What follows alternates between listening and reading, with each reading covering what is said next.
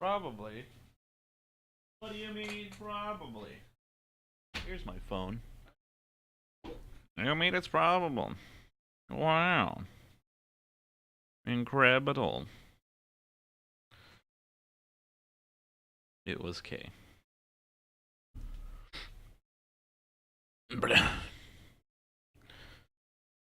Oh, shit. Here. Fuck. Give me just a second before I officially start the live stream. Like, I hate the start live stream button, but I need a second. Because I need to switch accounts to my full VODs live stream. And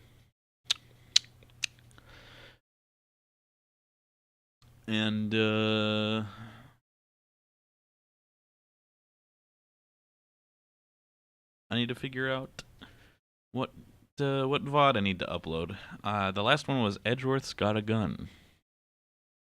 So let's upload She So Suck. Export. She So Suck. What date was that? May 3rd.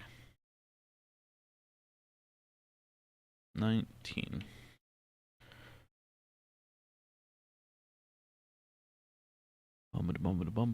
Public. There we go. Now it's officially going, and whoops, I went to the Twitch front page. Fuck. Let's do the opposite of that. Let's click my dashboard. There we go. Hi, everybody who was here this whole time and was listening to me go through that, which I don't think was anybody. I don't think anyone saw that, so don't worry. ZFG Med. That isn't... I saw half of it. Hi, Jer. And I don't know what ZFG Med means.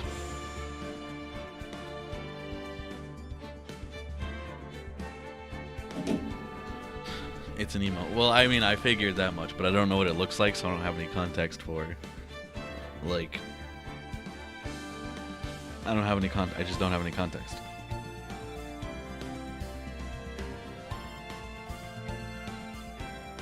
I need to get a better TTV or something like that, or whichever one it is that has sour, please. It's an ogre dude, and he's red. I don't know how to explain it.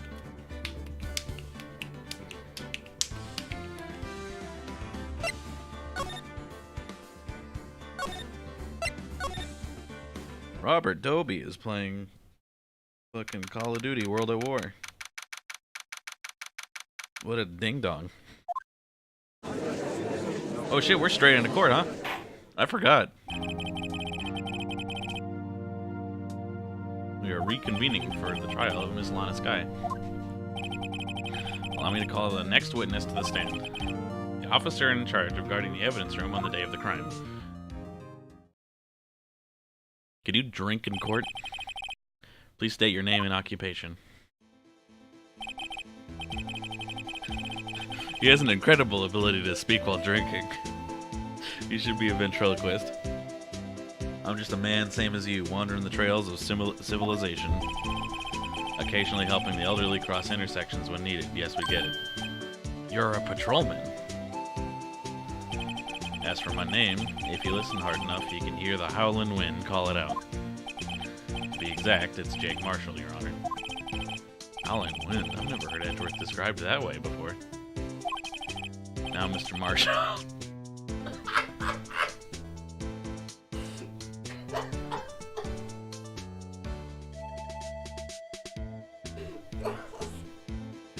That joke hit me way after it was supposed to land.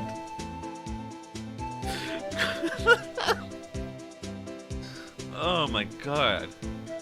It wasn't even that good of a joke, but like, the fact that I just completely missed it and like, it came to me like a full 2 seconds after I was supposed to have gotten it. Oh man. Let me ask you something. You were in charge of guarding the evidence room on the day of that the crime took place. Is this correct? According to the papers, partner. What do you mean? A desperado's soul is as boundless as the desert sands. No paper can sum it up. Maybe it's best we get on with this quickly. Please share with us your testimony of the day of the crime. In plain old English.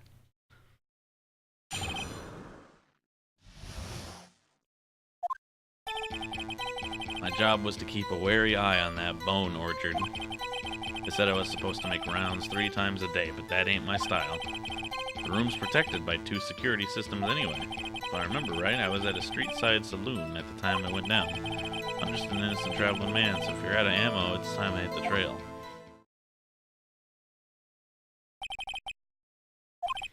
Can't say I care for your beard, but you don't see me complaining. What do you mean by 2 security systems? Security cameras and the ID card reader. Even a cowpoke like you knows about those. What about the fingerprint-activated locks and the evidence lockers? Fingerprint-activated locks? What kind of newfangled doohickeys are those? He's not that good with machines. Or with following orders. Everyone's got their weaknesses now, don't they, Mr. Prosecutor? I thought you said prospector. This one seems like trouble. Okay, Mr. Wright, is all yours. Day of the crime. You can't mow your lawn. Was.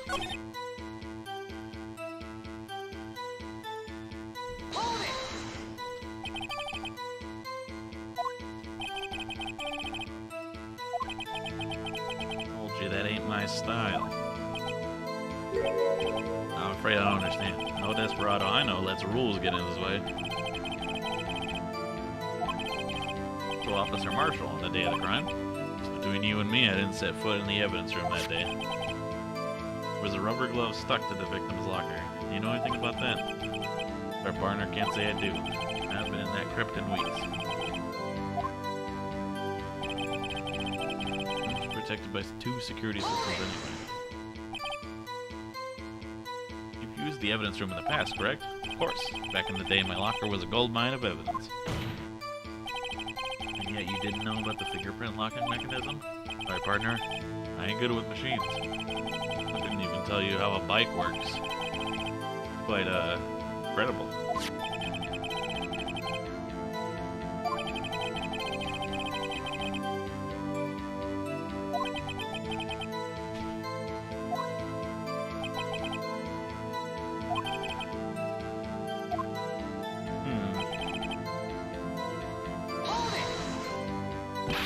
What were you doing in a place like that? I was eating spaghetti. I get it. Not even angel steak lunches can beat that parlor's those words pasta. You abandoned your police duties to eat some noodles? Not all desperados eat tacos, partner. That's not what I meant. I hope this at least taught you a lesson. That's strange. It's usually where Edgeworth says, did you not want to raise this year?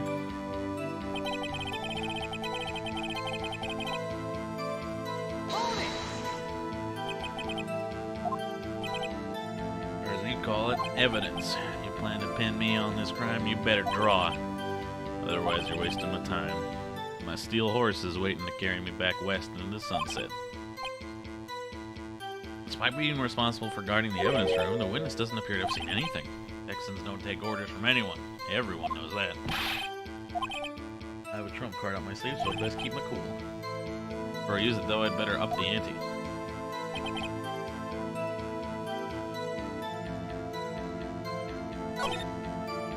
Okay, so I don't know what kind of evidence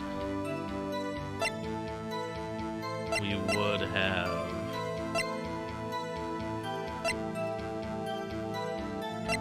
to tag him as actually being there,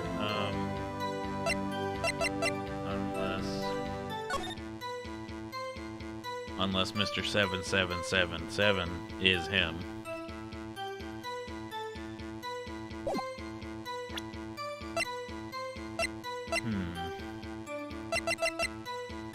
We have his handprint, I do remember that much. What is this? I don't think we've taken a look at this yet. Yeah. So it has nothing to do with the current case. Or does it?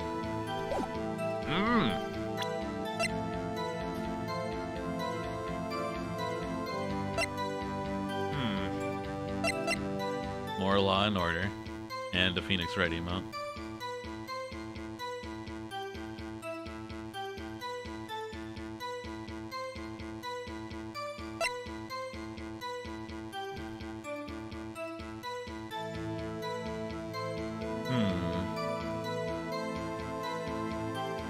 Extremely thin rubber glove. I don't think we've looked at this one either.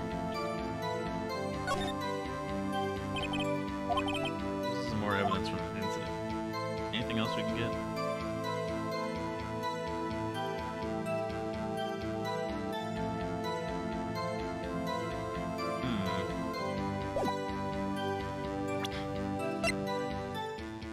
Evidence locker.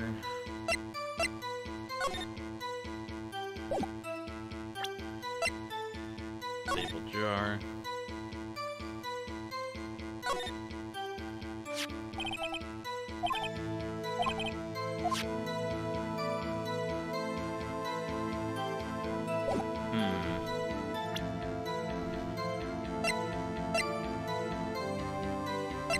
We've seen the security video.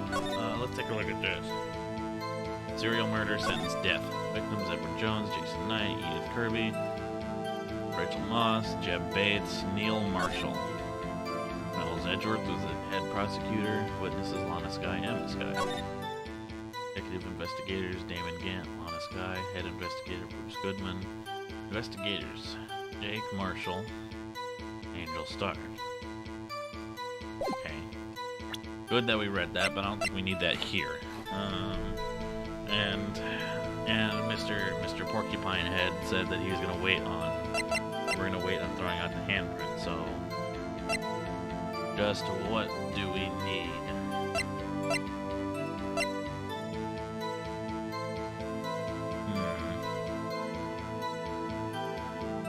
I'm not sure that any of this has to do with floor plans. Okay, I'm not wearing a shirt. I mean, I could put on a shirt and then put on the cam.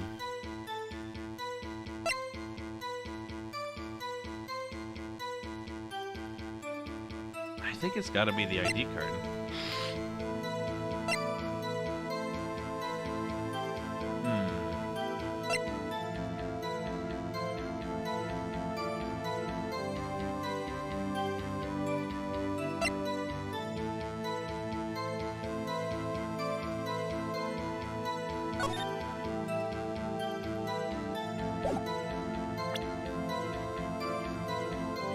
Probs no cam at all this week. Yeah.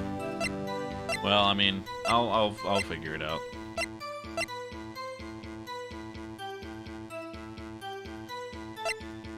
Roman is always naked. Basically, dude. That cat is yelling.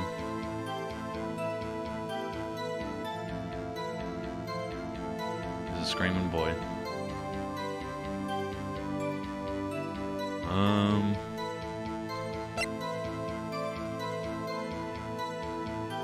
Good life arrow emotes. Very good.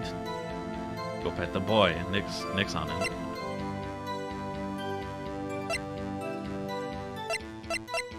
Yeah, I think what the game wants us to do is use ID card record.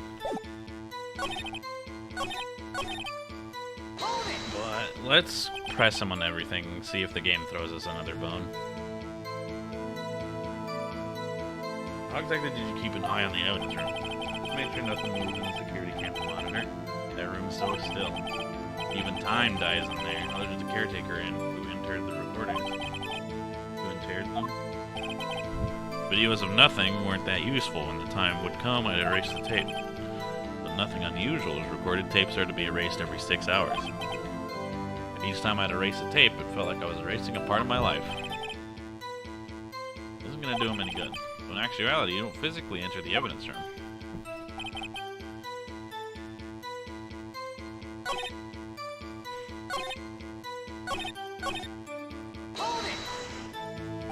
I mean, you're on the day of the crime, right? Yeah.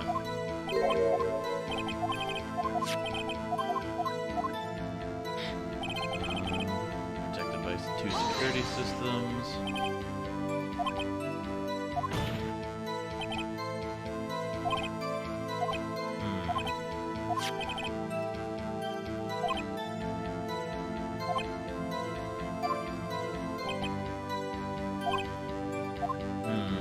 Is it not relevant? Because he is lying about this. And they say it's not relevant, but it kinda is, actually. This might be it, actually. Let's cheat.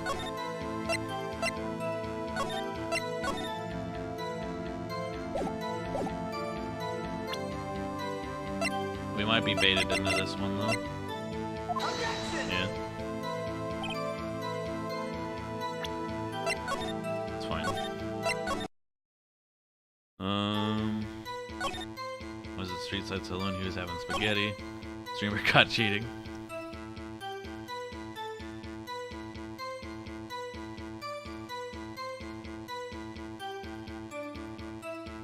I'm a regular old whatever that guy's name is. Who am I thinking about? Forever ago, he said on live stream that he cheated on his wife. Wouldn't be the first in the past week. That's true, actually. Dr. Disrespect, yeah, that's the meme.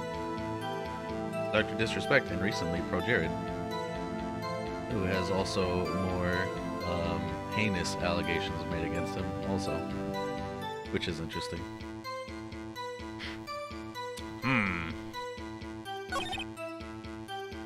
Let's see.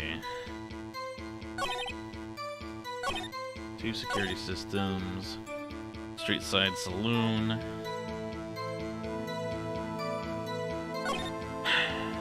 Wasn't even thinking of that kind of cheating, right?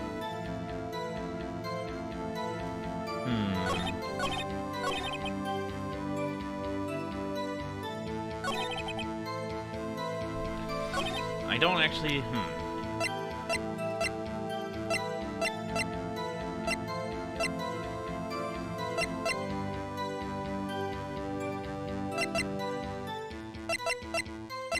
So meaning's the word, that's true.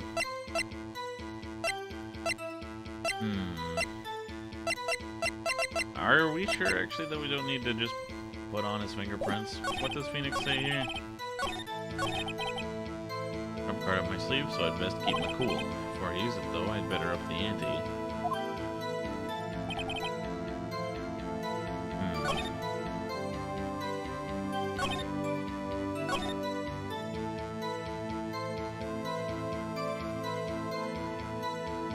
Street Side Saloon at the time that it went down.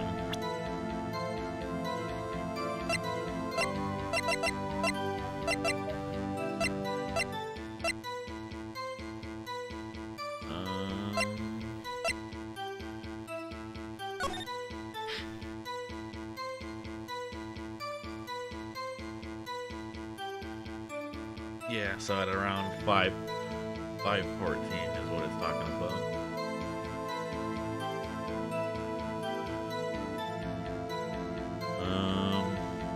Let's see.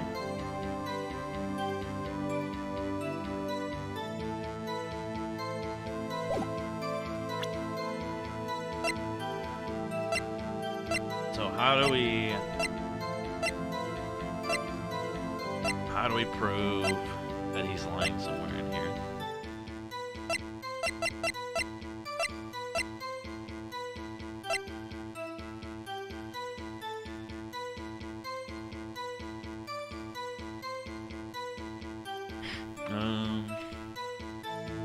Yeah, it doesn't have anything to do with this.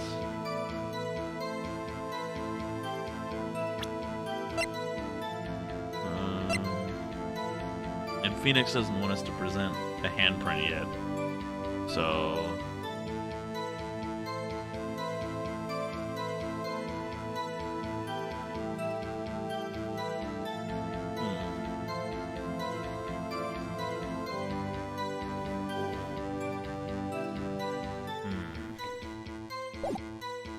shit. I don't know what to do.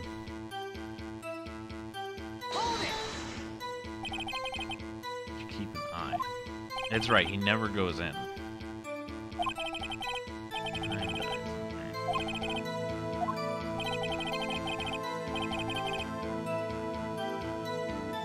These are nothing, aren't that useful. When time would come, I'd erase the tape.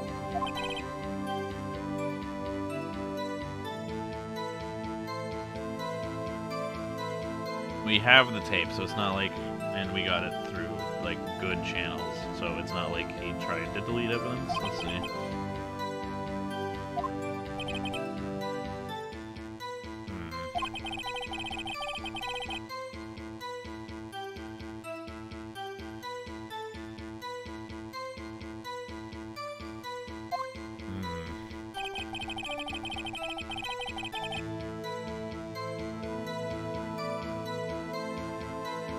Times a day, he doesn't, so he never showed up.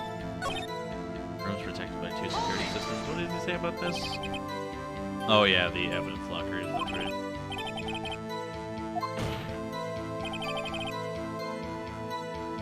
Fingerprint locking mechanism.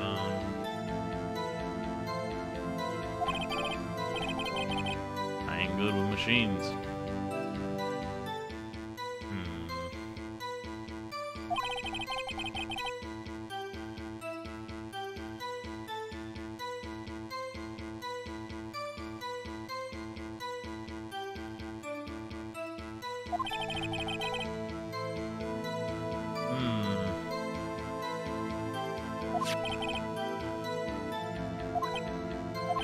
Detectives aren't aware of it, but, you know, throwing that evidence at him doesn't do anything because we don't think it's related to the case. Does it say anything important here? I don't think so. What were you doing? Eating spaghetti.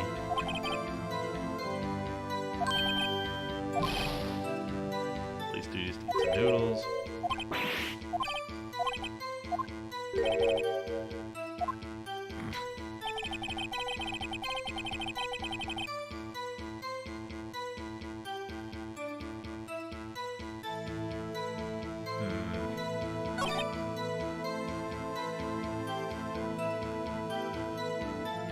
Hey Xavier, how's it going?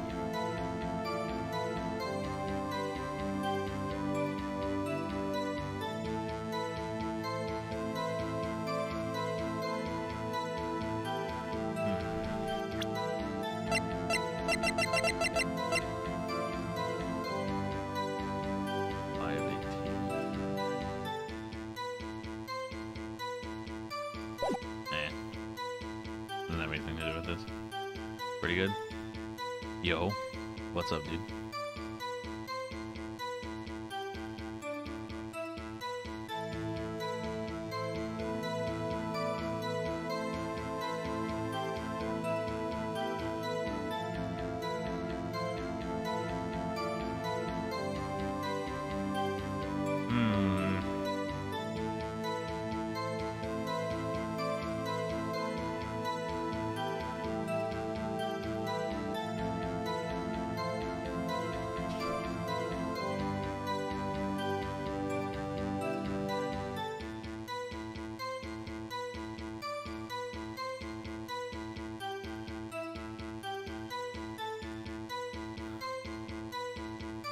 How's the trilogy been?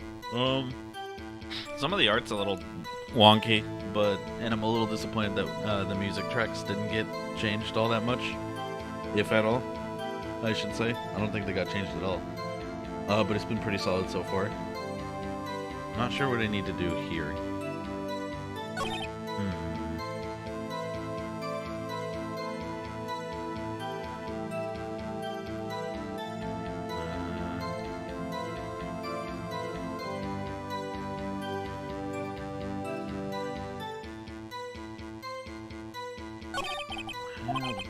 I don't know, actually.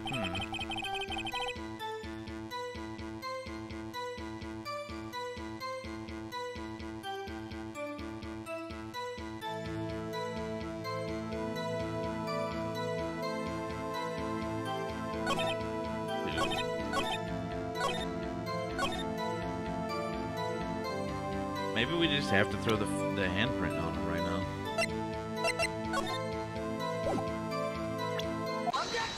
Okay. Thank you, Phoenix Wright, for telling me that I shouldn't give him the handprint.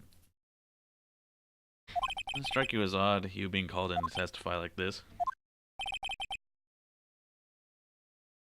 You weren't in the security room at the time of the crime, and yet you dragged me down here. Explain yourself, partner. It's quite simple. You left a very large trail behind at the scene. To be exact, a handprint. Listen real good, partner. Like I said, I'm the caretaker of that crib. I pay my respects. That is, make my rounds about once a month. Only natural my fingerprints would be in there. I was on the streaming. I meant to catch your streams in this week or so, but I haven't been awake when you start. Yeah, streams have been starting extra late because I've been closing my store a whole lot, but the store itself is going to be shut down relatively soon. And so I might be looking for another job here in a bit.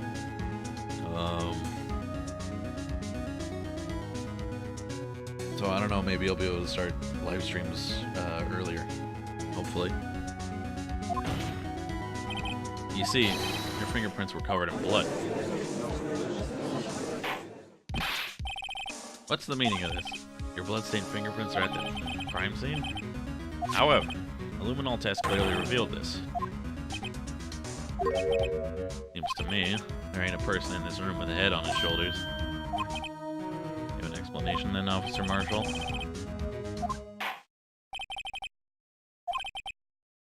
Found at the scene of the crime. Okay. It's only natural for my fingerprints to be in that evidence room. One of them just happened to be at the same place as the bloodstained handprint. The murderer touched the locker where my fingerprint was by chance. The bloodstain and the fingerprint are completely unrelated. Or didn't you know the murderer was wearing gloves?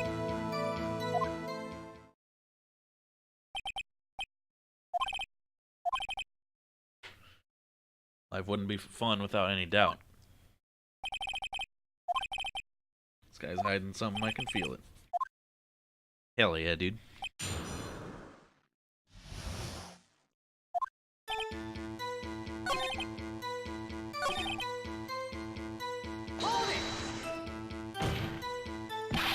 Chances of that happening are 1,000,000 to 1. On the contrary, one would argue just the opposite.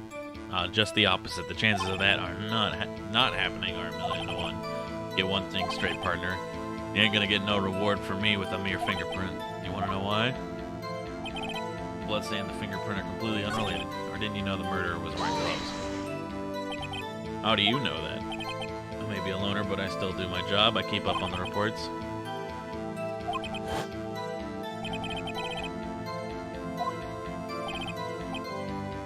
No fingerprints were detected on that handprint. That would mean the murderer wearing gloves happened to place their hand on top of Officer Marshall's fingerprint. It's the only logical conclusion.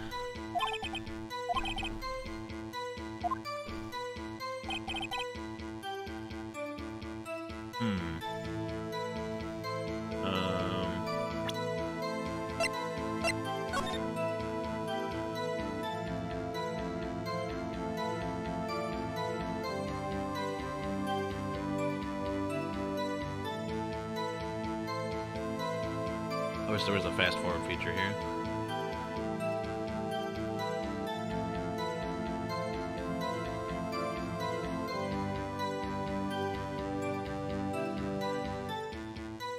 Okay, but nobody here is wearing gloves, right?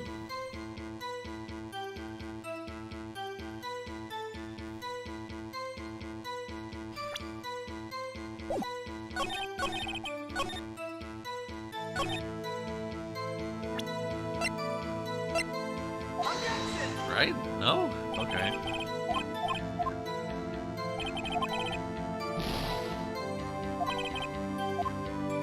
But nobody in this video is wearing gloves.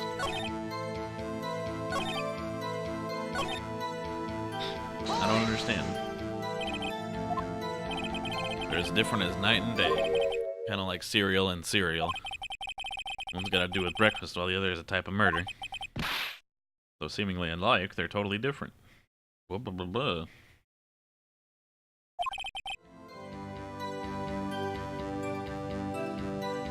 What homonyms have to do with this?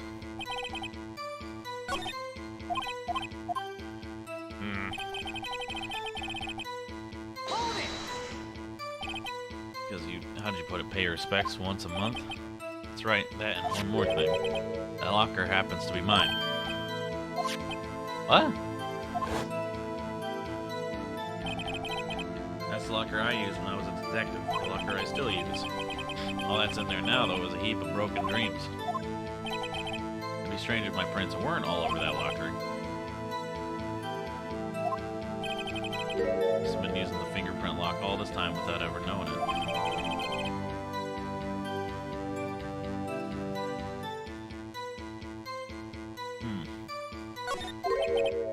You're starting to get the picture, partner.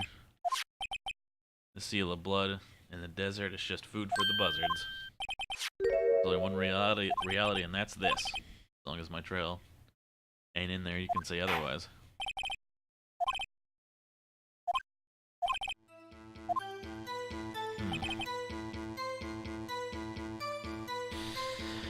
Wait. It is. Yeah, wait. I remember seeing something yesterday that totally ties into this video.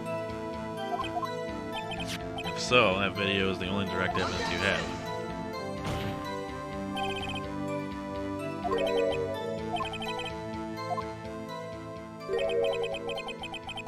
Camera's panning back and forth, the floor isn't shown.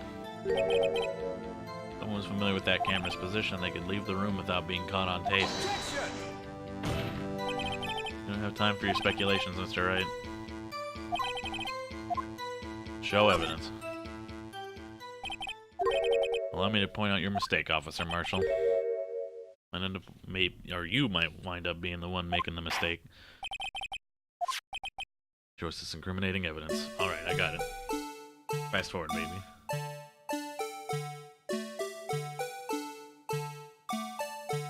It's that locker on the left. After this whole thing. Sour, please.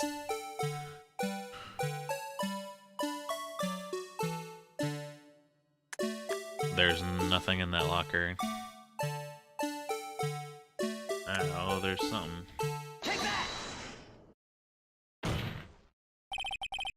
Bringing our attention back to the security camera is a mistake I'm afraid you'll not soon forget, Officer Marshall. The days are short in Texas, and so are our tempers. Could you sum up what you have to say in 8 words or less? Very well. You can clearly be seen in this video. Exactly 8 words. Not bad, partner. The key lies in a certain locker shown in the video. By the way, if I remember correctly, the original game didn't have the fast forward, so be glad. Oh, thank God. The locker with the white cloth sticking out. That was the witnesses, I believe. Let's rewind the video a bit.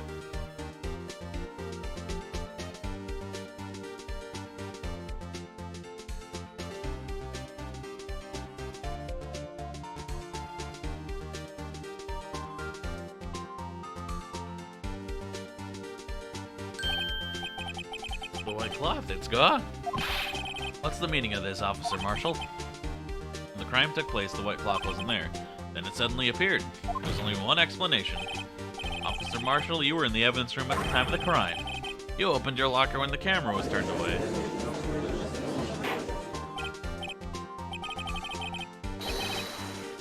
Hold your horses. Sorry, partner, but you got the wrong man. What if my locker was open? That doesn't mean I'm the one who opened it. The murderer needed to hide something, so he opened the locker and stuck in. Not my fault you happened to choose mine. Why is everyone staring at me like I'm a wanted man? He really doesn't know. They ran in your parade. You're the only person who can open that particular locker. Oh yeah? I call your bluff. You say I opened that locker, now prove it. Fingerprint sensor? We talked about this earlier today. The lockers can only be opened by the detectives that they belong to. What kind of crazy talk is this? Well, Detective Gumshoe did mention something about this.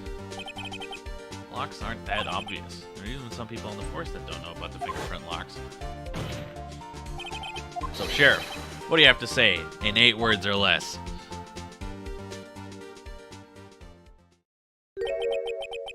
I only got 1 word for you, partner. No!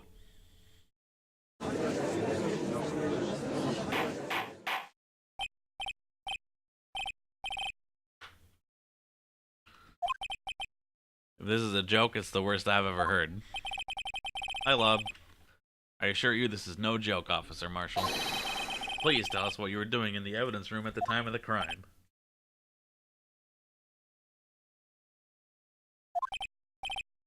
Olay, please answer the question. I believe we can figure the rest out from here. She so sucked. I'm glad you still like that. I'm very happy with that. There's no place for someone to hide in the evidence room. And Officer Meekins didn't see Officer Marshall. Then where was the witness? It was Mr. Wright as an answer.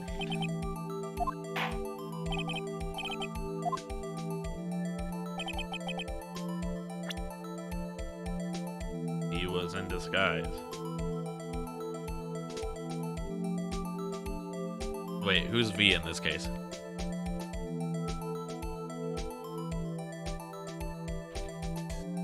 Victim is Goodman. Gotcha. Take that!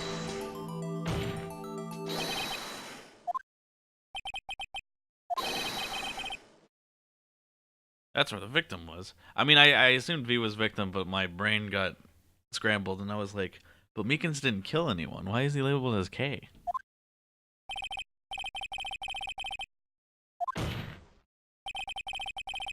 The victim in this video is Officer Marshall. It was you dressed up like Detective Goodman. That's preposterous. Officer Meekins witnessed the detective at the crime scene. Once he saw the man's face, he'd know for sure. I can't believe Meekins is dead and also he was Marshall all along. He also testified about the man's reaction when confronted. When I entered the evidence room, I asked him to show his card, sir. And how did Detective Goodman respond? He suddenly pulled a knife on me. This game is so silly. I like it a lot.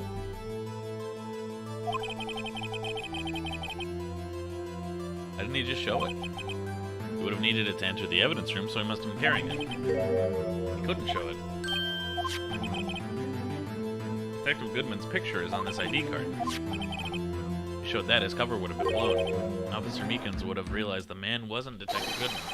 You have anything to say to this, Doctor, Officer, Cowboy, Sir, Marshal, man?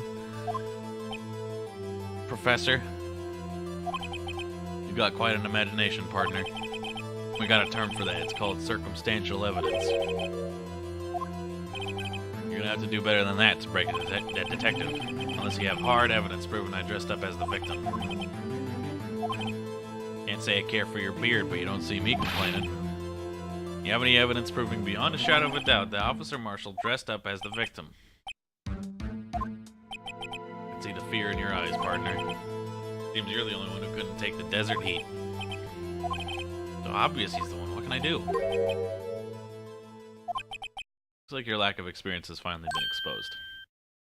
His sweating is like, I'll pass on to you what someone told me when I was just starting out. Extremely yaoi. When you run into a wall with no place to go, return to the basics.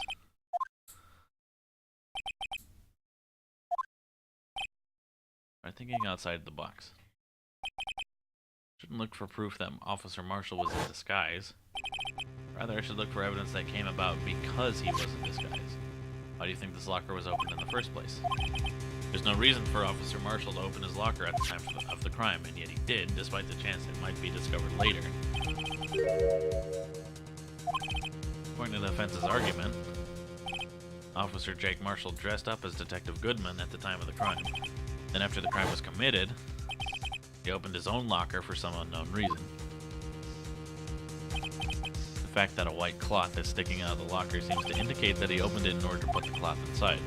What exactly is this cloth? Perhaps the video is the key to all of our unanswered questions. Have another look at the security key. After committing the crime, the witness opened the locker to put away the white cloth. Show us why the witness... What? Oh, wait, I know. I know. Got it. Pause with backspace.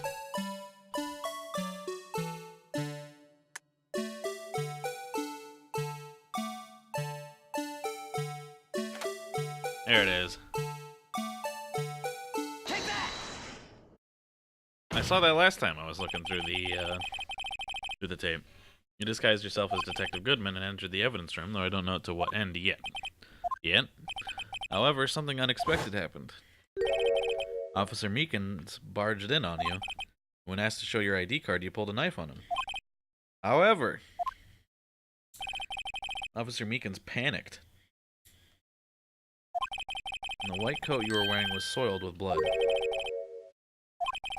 You couldn't just walk out like that, so you hid the coat in your locker. Not bad, partner. That's it? Now then, Officer Marshall, are you ready to tell us the truth? Looks like I underestimated y'all. Hope you're happy now, Mr. Edgeworth. 2 years ago. If you're only half as persistent then as you are today, we wouldn't have to be here now, would we? Tell the court what you did. All of it.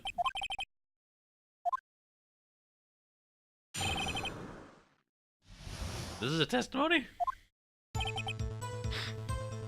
had to do it that day. I couldn't just stand by and let it die.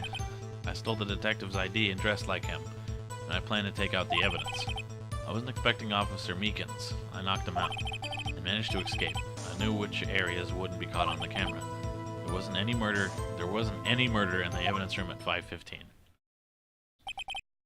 So the supposed victim was really you, but there's still one thing I don't understand. Traces of a large quantity of blood were found on the floor of the evidence room. If no one was murdered, then how could that be? Officer Meekins managed to cut his own hand. My guess is he's the donor.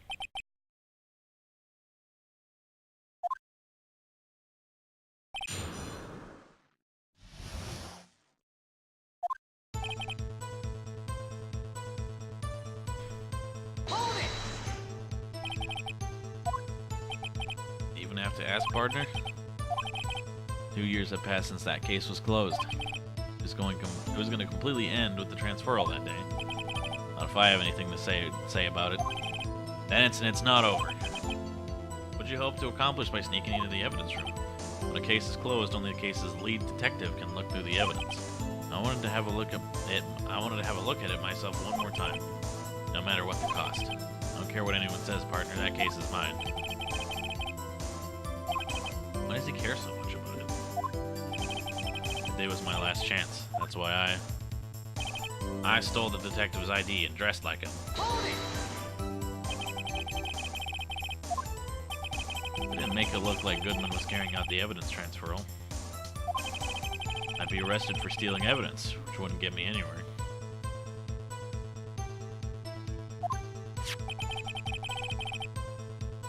So you did it to fool the security camera. And the detective's ID card? Stole that the morning of the incident. That really was why Goodman started filling out the lost item report. I returned his ID card. Left it on the floor in the prosecutor's office parking lot. Essentially, you managed to succeed despite your lack of foresight. What do you mean, partner? I mean the fingerprint-activated lock, of course. No matter how well you disguise yourself, you can't change your fingerprints. Under normal circumstances, you wouldn't have been able to open that locker yourself. But you could, because a rubber glove just happened to get stuck inside the door. And that means Detective Goodman must have opened the locker before Officer Marshall. Huh.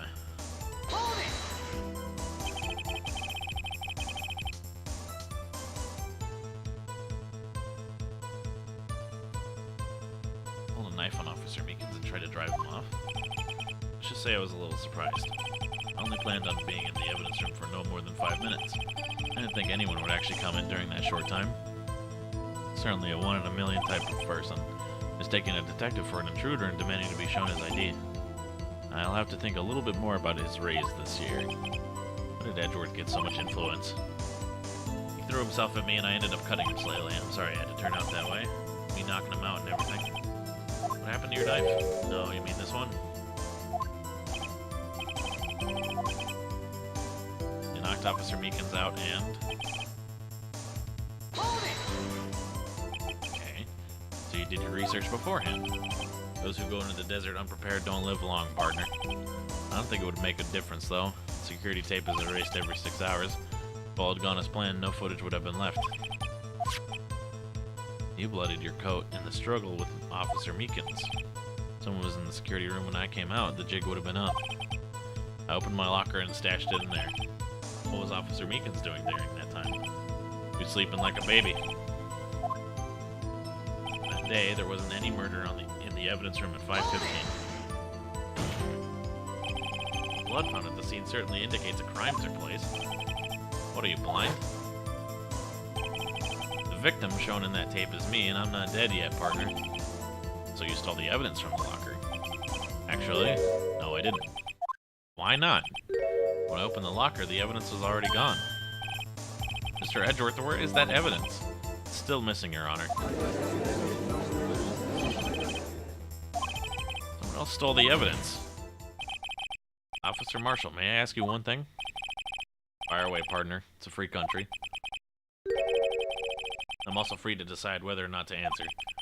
Why'd you do this? Stealing a detective's ID, injuring a police officer? This is no small offense. Moreover, you're an officer yourself.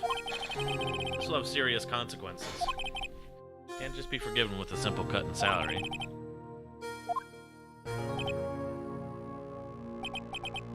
Like I said, this isn't your case. This one is mine. And I'll do anything it takes to get an answer I'm satisfied with.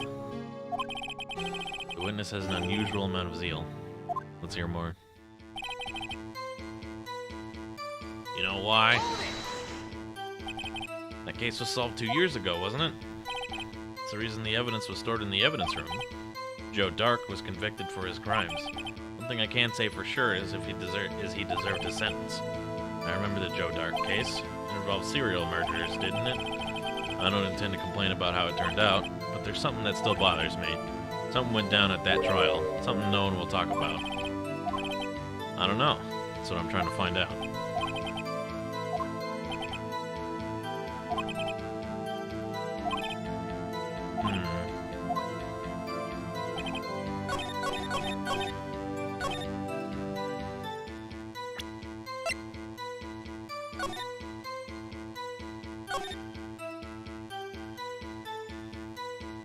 Oh! Objection!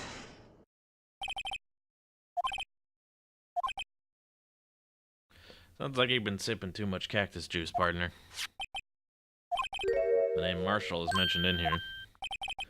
In a list of murder victims. Neil Marshall. Are you related to this man? Yeah. I'm sure you heard the name. He was a cowboy too? He received the same lousy prosecutor award you got. Must be talking about the King of Prosecutors award. Now I remember Prosecutor Neil Marshall.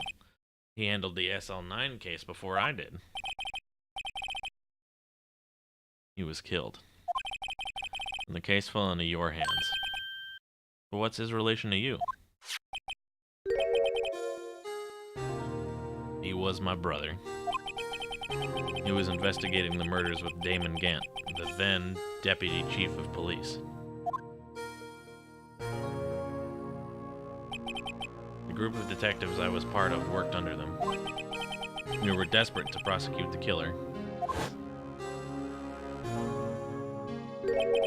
Joe Dark. My brother fought Dark and was killed.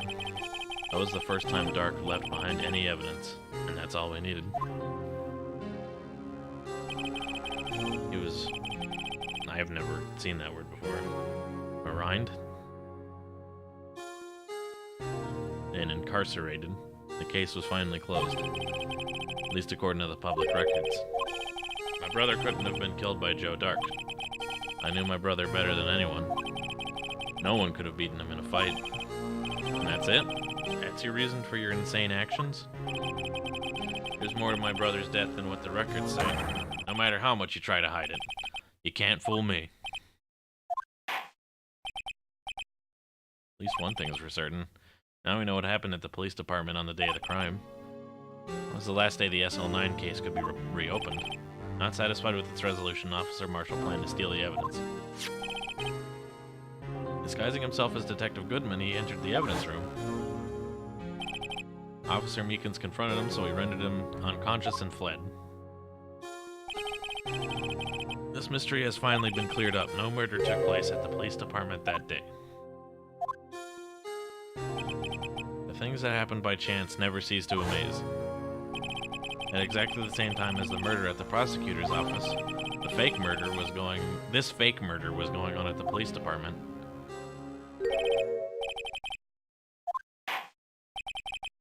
So if no one was murdered at the police department on the day of the crime, that means the murder in the prosecutor's office parking lot was the real one, which in turn means only one person could have committed the crime: Lana Skye.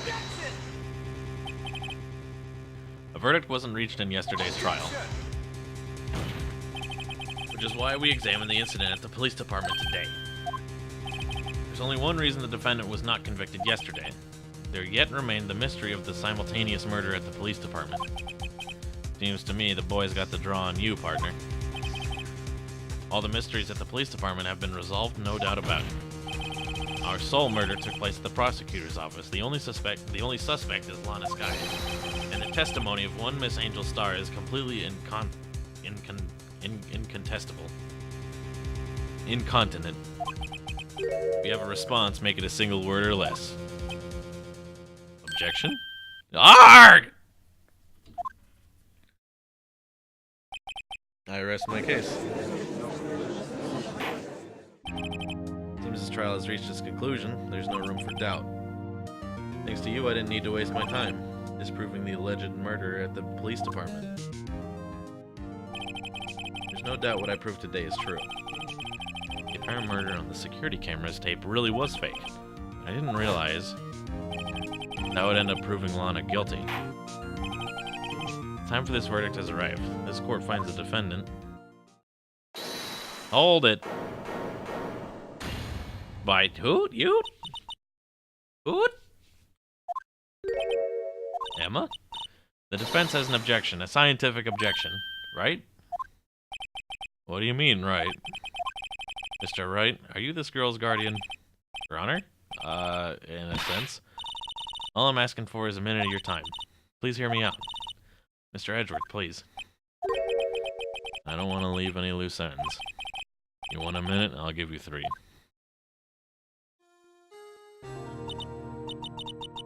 I was kind of in shock, finding out the SL9 incident referred to the Joe Dark killings. The names of both Skye sisters are in that file. That's when I figured it out, what Officer Marshall was trying to do that day. I knew his fingerprint had nothing to do with the crime. That left one thing, the other handprint. Traces of blood found on Detective Gumshoe's locker. No fingerprints were found on it, right? But I figured if I examined it scientifically, I'd be sure to find a clue. I ran over there and looked at it again. Did you find something? No. Huh? I guess I'm not much of a scientific investigator after all. Is that all? Please don't be mad. I'm just a high school student. And I'm just an attorney. Those traces of blood are the only clue we have. If we can't find something wrong with them, you're a professional. If anyone can save Lana, it's you. Me? Oh boy. Now then, Mr. Wright, with regard to the incident at the police department, does any reasonable doubt remain? It appears the defense is troubled by the other blood mark. Looking at the floor plans, a handprint was discovered around here. Is there a problem with this? Mr. Wright. I'm sorry I can't be more of use. But still, if you can't find anything wrong with that blood mark, Lana will be... Please answer my question, Mr. Wright. We don't have all day. If we need to concentrate, it's now. What could be wrong with that handprint on Detective Gumshoe's locker? I object. We'll find out what's wrong with it later, but we gotta object right now. Clearly shows a contradiction. The only thing that seems clear is you're grasping, Mr. Wright. You've been staring pretty intensely at those floor plans. Is there a problem with them? Something is missing. Missing? Something that hasn't been drawn on there? Yes, something that when drawn will completely change the meaning of the blood mark. Let's pray the defense isn't simply trying to buy time.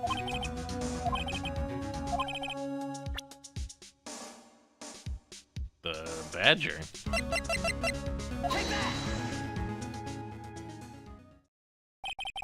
What about that piece of plywood? The Blue Badger, mascot of the police force, defender of truth, guardian of proof. Explain yourself, Mr. Wright. Look at the floor plans at the crime scene. The Blue Badger is not here. So watch what happens when we put him in. This is where he was dancing at the time of the crime. Well, what? Good. That's right. So long as the Blue Badger is dancing here, it would be impossible to place a handprint at this spot on the locker. I don't know why Jake is so dang surprised. What exactly does that mean? It means it can't be done. What are you saying? Ah! Blood traces were undeniably found in that locker. I didn't put it there. Think it through scientifically. On that afternoon,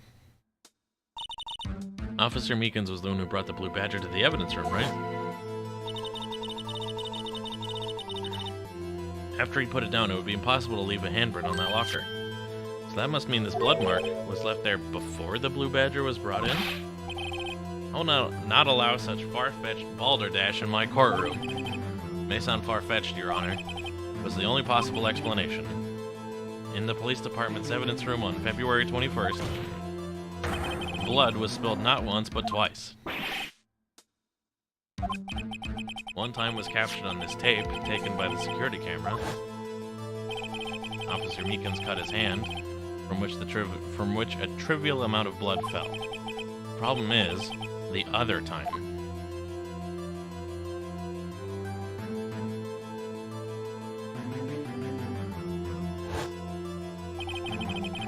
Someone bled prior to the struggle shown on this tape.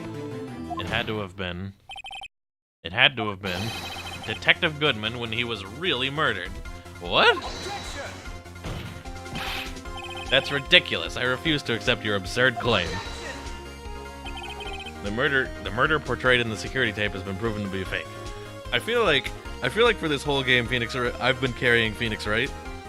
But right now, Phoenix Wright is carrying me. However, that does not explain the blood mark found on the locker. So then, assuming this murder you purport really happened, when did it take place? I demand you show evidence that proves when it occurred. Yeah. I mean, it makes sense, right? But still, when did the first incident occur? Defense claims that prior to Officer Meekins being cut by Jake Marshall, who was posing as Detective Goodman, another incident took place in that evidence room. At 4:20, dude! The blood mark on the locker proves this.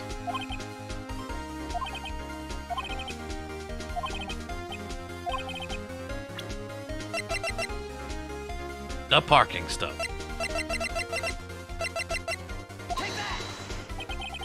If the crime took place inside the evidence room, then the killer would have had to enter it, and in order to do so, an ID card would have been required. Officer Meekins brought the Blue Badger panel into the evidence room at 4:50.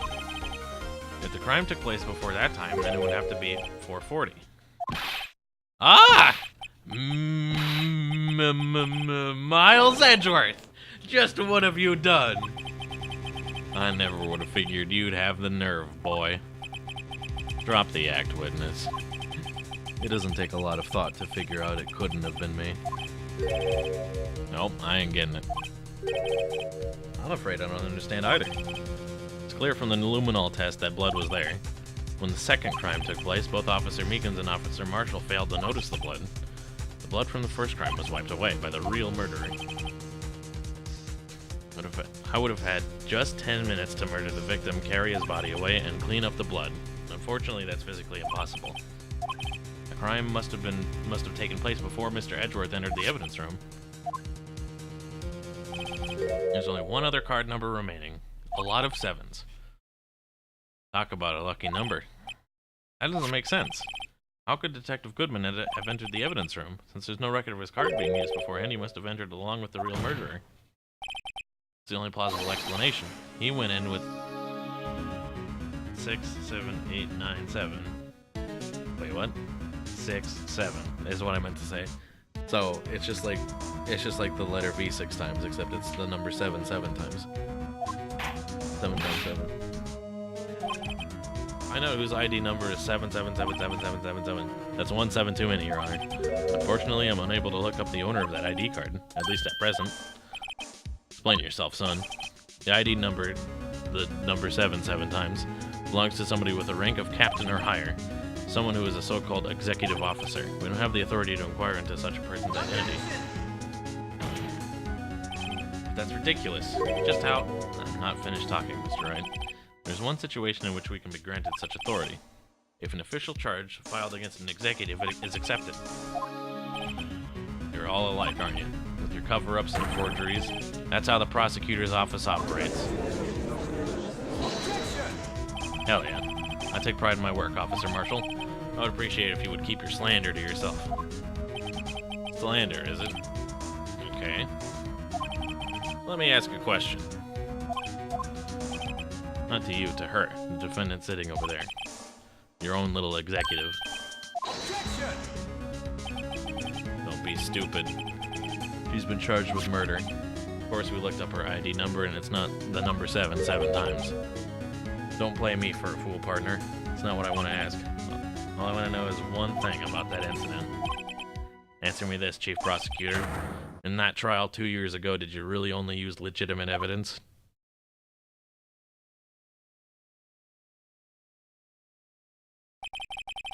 Do you need the witness to repeat his question, Chief Prosecutor?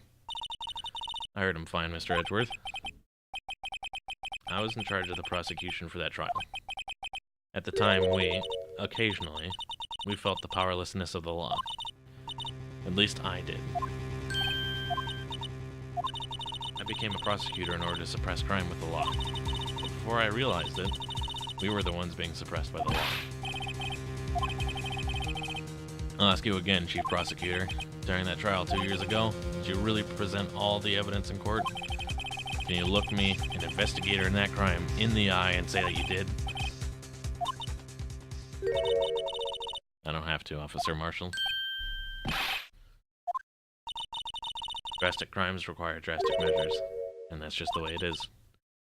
We did what we had to in order to get him to get the verdict he deserved. Even if it involved forging evidence.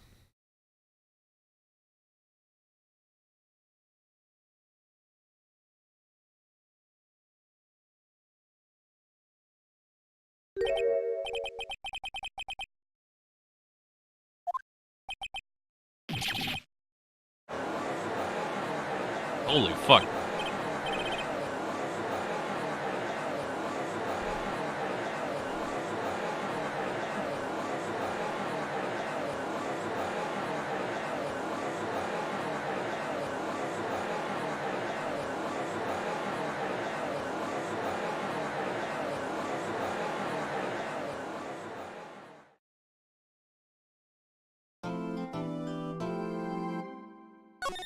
The best sound in the world.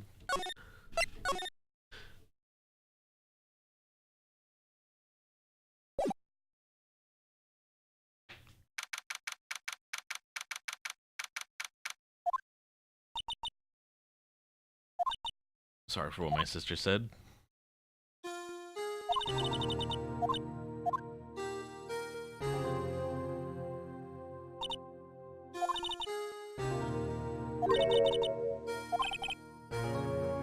Sounds like everyone's heard about these killings but me. That's why she used me. That's why she used what happened to me. What do you mean, what happened to you? All there in the file. Joe Dark's last victim was Prosecutor Neil Marshall. When he murdered Officer Marshall's brother, he left behind an incriminating piece of evidence. What did you have to do with those killings? On the night Prosecutor Neil Marshall was murdered, Joe Dark tried to kill me. Officer Marshall's brother, Neil, was only trying to save me. That means you. I was a witness in the Joe Dark trial. I didn't see that one coming. It's right about this time of the year, too. It was a terrible thunderstorm that day, unusual for the season. I was alone in my sister's office, planning to eat dinner together when I didn't finish her work, and suddenly, this terrifying man came bursting into the office. Joe Dark. He was running from somebody and pulled out a knife and screamed at me.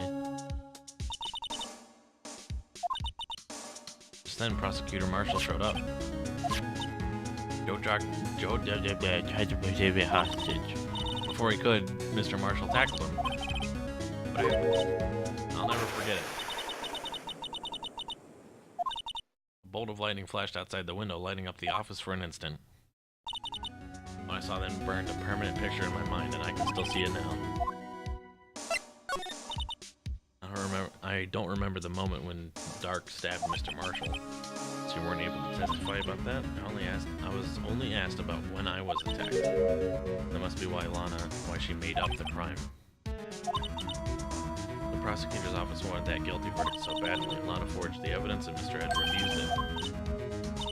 But I'm sure he didn't know anything about it. He couldn't have known he was being given false evidence. That's when it all started. The rumors about Mr. Edward. It's all my fault. I could have just testified properly and none of this would have happened. Edgeworth really was involved in falsifying evidence. She became cold like she is today.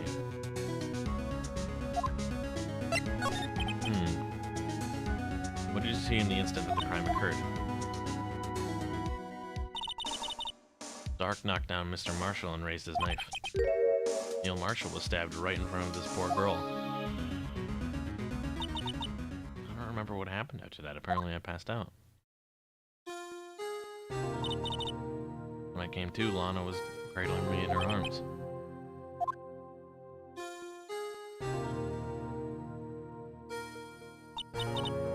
Couldn't bring myself to testify about that instant. I tried, but the words just wouldn't come out. I drew a picture, but it wasn't any good. I must have been 14.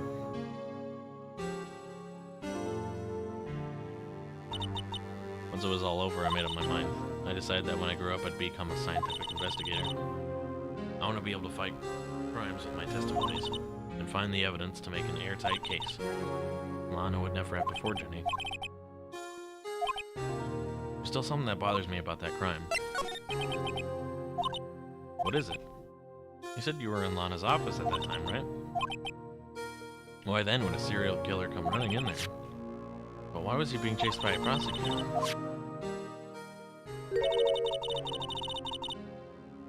Joe Dark had been taken in for questioning that day. This happened at the police department. He tried to run away halfway through the interview and fled into my sister's office. Because the detective offices in the questioning room are right across from the elevator. But Lana was the chief prosecutor, wasn't she?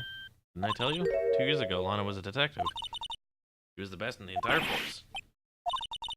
After the Joe Dark case, she was transferred to the prosecutor's office and made chief prosecutor. Alright. Let's have a chat.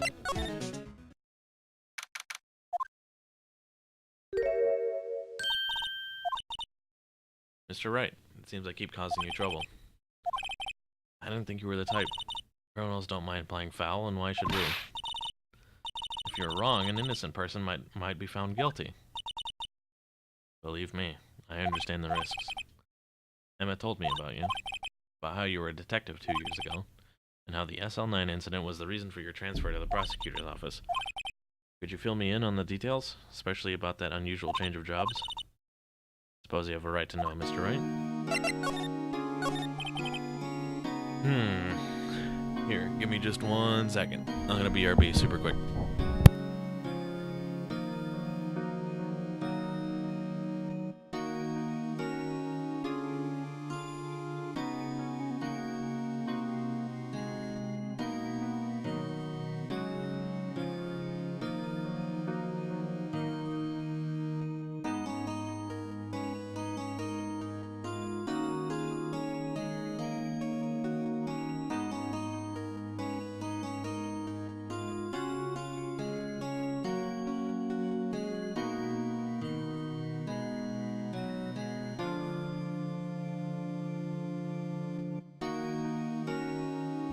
Okay, we Gucci. A lot of revelations were uncovered at the trial today, not the least of which was the fact that this case is largely connected to another one 2 years ago. Evidence from that case was stolen as well, though I suspected as much. I know how obsessive Officer Marshall can be. wasn't really fair, was it? I believe that no matter what happened, you'd always stick to the truth. That trial 2 years ago, I sold my soul. The fact of the matter is, at 5:15, there was no murder at the police department.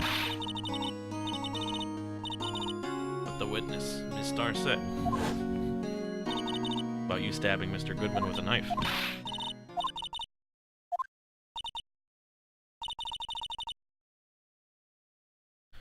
Thanks, bro. This doesn't involve just me.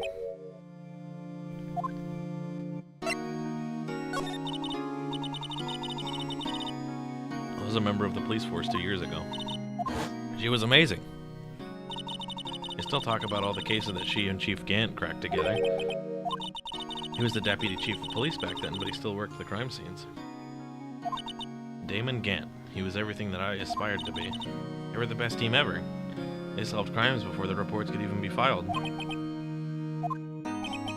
But now you're chief prosecutor. What happened? I always planned on becoming a prosecutor. The reason I became a detective was to gain experience investigating crime scenes so you could use that experience in court, right? Gant's help in the SL9 case was crucial to its resolution. And after that, he became chief of police and arranged my transfer to the prosecutor's office. I was second in command of the detectives investigating Dark.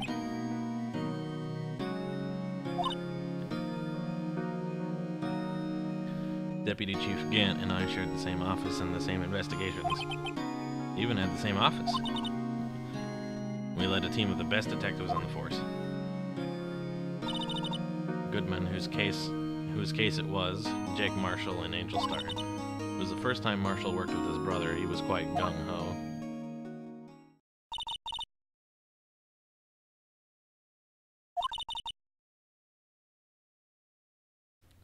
We asked him to come in for questioning, and we were desperate for evidence.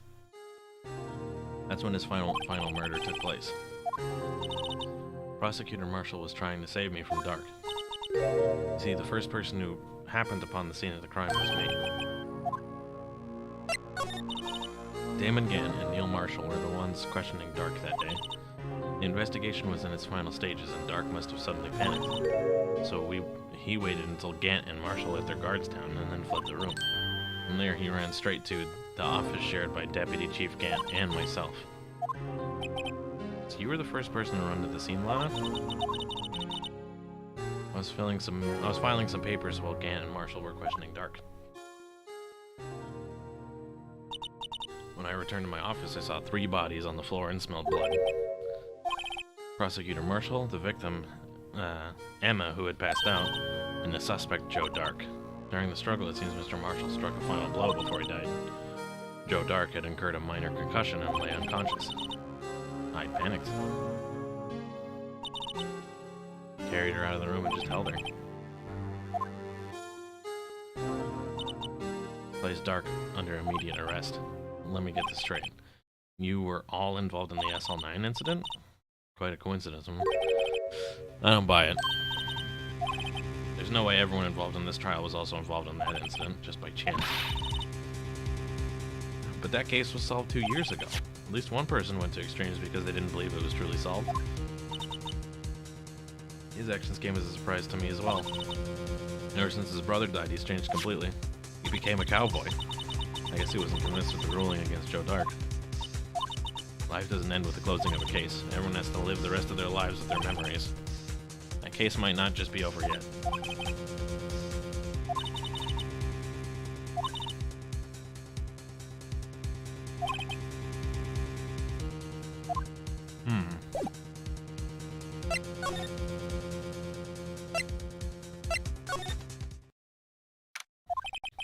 I don't see Detective Gumshoe anywhere.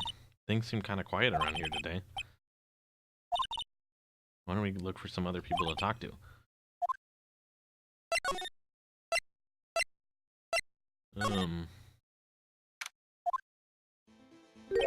Hey, it's Marshall. Why aren't you, like, arrested? Mr. Marshall. I never thought things would turn up this way when I woke up this morning. Que sera, sera.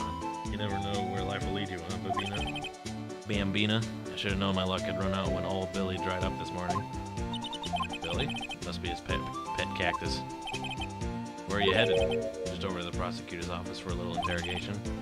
It's a voluntary appearance, but we all know I won't be coming back. You can't go in the evidence room today, partner. Why do prospectors head west?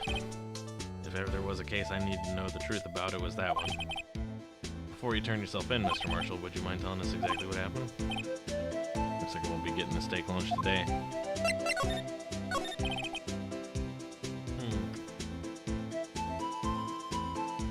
Something was fishy about that trial from the beginning. It wasn't just me either. All the detectives thought so. What do you mean fishy? Some of the facts reported were inconsistent with the evidence we found. For example, the murder weapon. Murder weapon?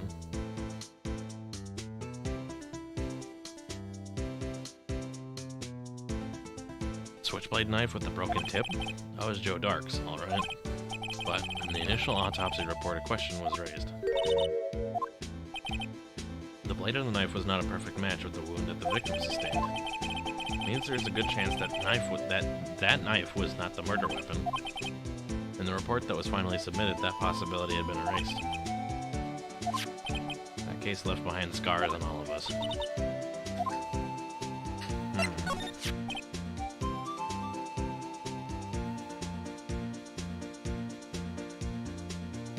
He was one of the best prosecutors around. I just made detective when it went down. It was our first case together. How old was he, your brother? He was 27 at the time. He was awarded the highest honor that very day. The King of Prosecutors. What are you looking at me like that for? That's an honor for a prosecutor. The day the SL9 incident took place, that wasn't the same day as... It was the day of the evidence transferal. It was drizzling that morning, and by nightfall there was thunder. Can't believe 2 years have gone by already. Tried to steal the evidence so the case wouldn't die.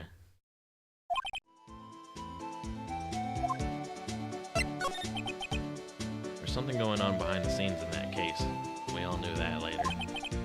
Every detective involved in that investigation save one was taken care of.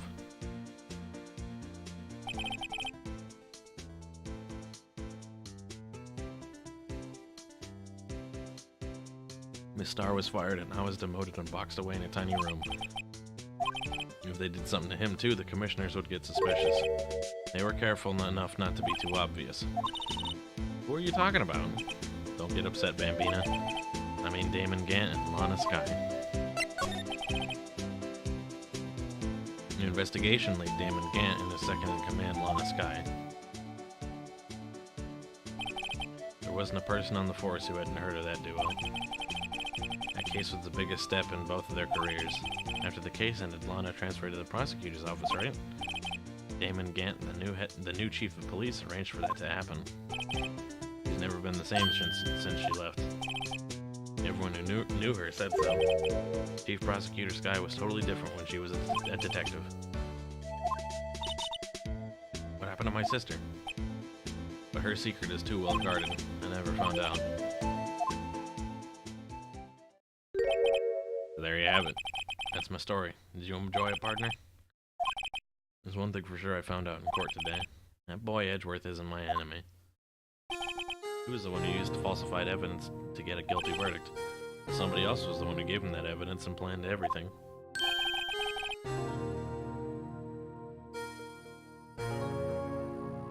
That somebody is Damon Gant. Don't believe me?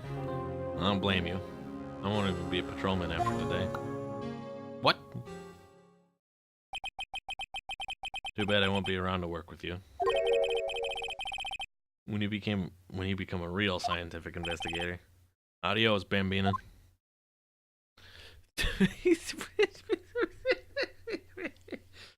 What?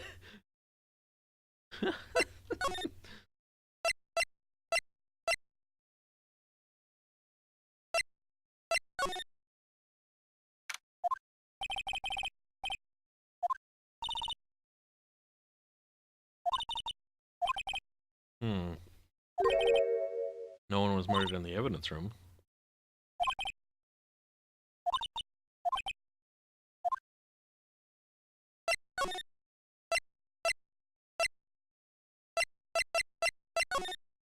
office. Mr. Edgeworth isn't here. Maybe he's being questioned by an inquiry committee. With Lana admitting to falsifying evidence 2 years ago, I guess we'll just have to come back later. How do I get to the office that I'm looking for?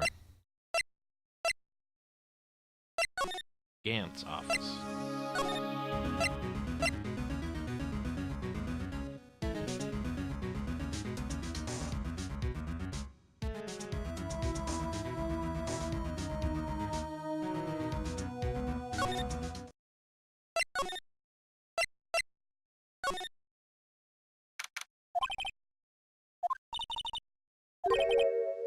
Oh, if you're looking for the others, they'll all be in the conference room.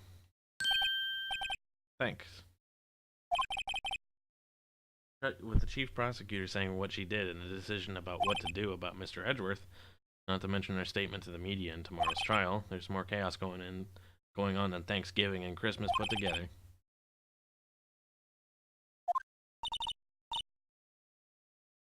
I'd like to have a look around Chief Gant's office. Just use the connecting hallway to the other building and take the elevator up to the top floor. We aren't police officers or anything. Hey, you're right. You can't go in there. It's off limits. What are we waiting for? Let's head for the chief's office. Yeah, baby. Wow. Jesus.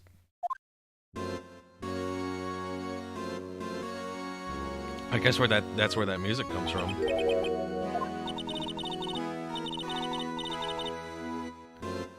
Why they're just in Oregon? That's where the background music comes from. Duh.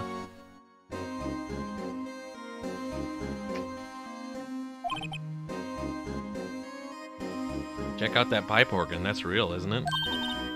Hey, I used to take organ lessons in kindergarten. They used to call me Little Miss Bach.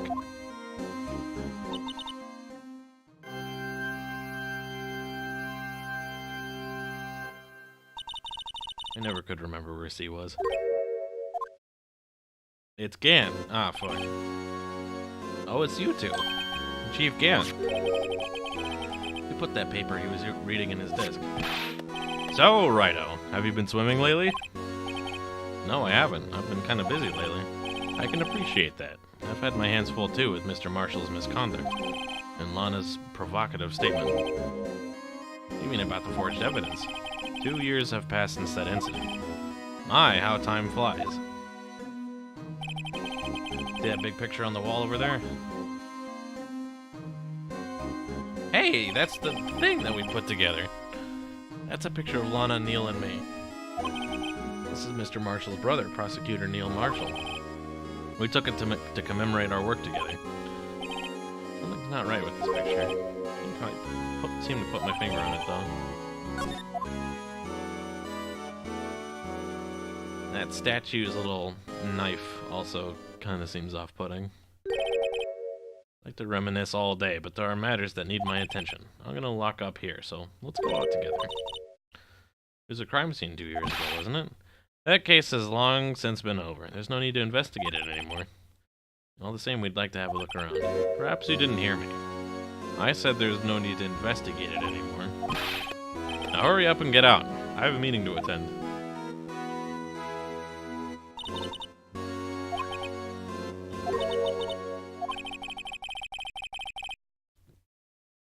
Yeah, Phoenix has got us there. You mean like a clue? Gotta be a way we can get inside the chief's office.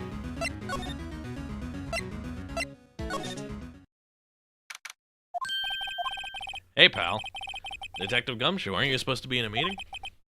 I'm just taking a breather. My feet hurt. From sitting so long? Actually, from serving everyone coffee. Have either of you seen Mr. Edgeworth? Why do you ask?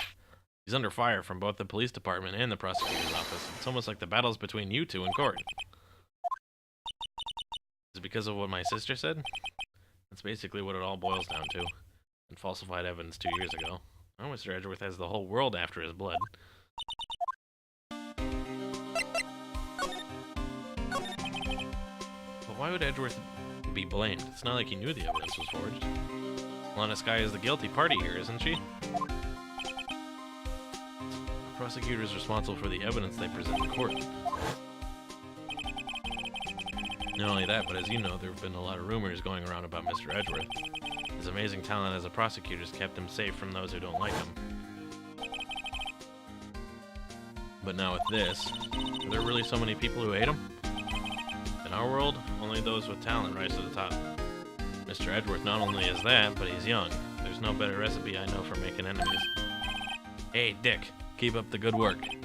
Yes, sir. Let's go out for lunch again sometime, my treat. Yes, sir.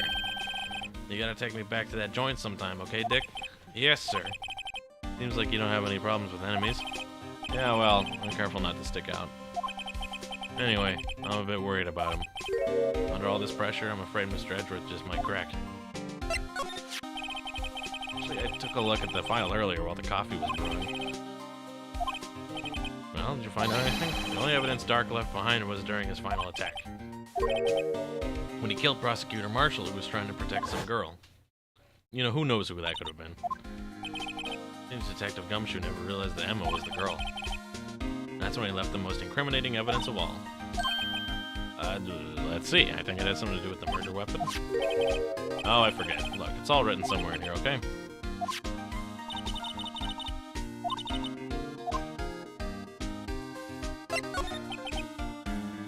Joe Dark was 42 at the time of the crime. He was just your run-of-the-mill businessman. What made him take to serial killing? One day on his way home from work, he hit somebody with his car. An accident, yes, but it transformed him into an animal. Killed a man, whoa. Then when he was burying the bodies, a jogger came upon the scene and was killed as well. Finally, he turned himself in. Seems he was a pretty careless animal. Of course, this is all conjecture. There wasn't a single shred of evidence. So he turned himself in. Yes, but in the middle of his questioning, he fled and murdered his final victim. Prosecutor Marshall.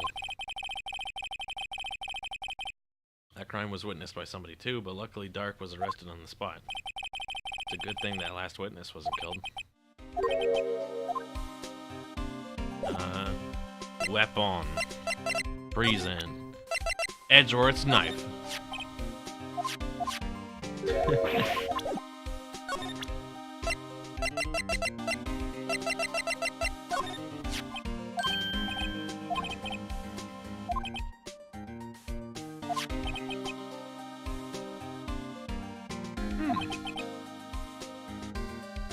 That knife's been locked away in a locker. On the day Detective Goodman was murdered, this suddenly disappeared from the locker. And it was found in Mr. Edgeworth's car muffler. That's it. Now I remember what that incriminating piece of evidence was. When you showed me that knife, it all came back to me.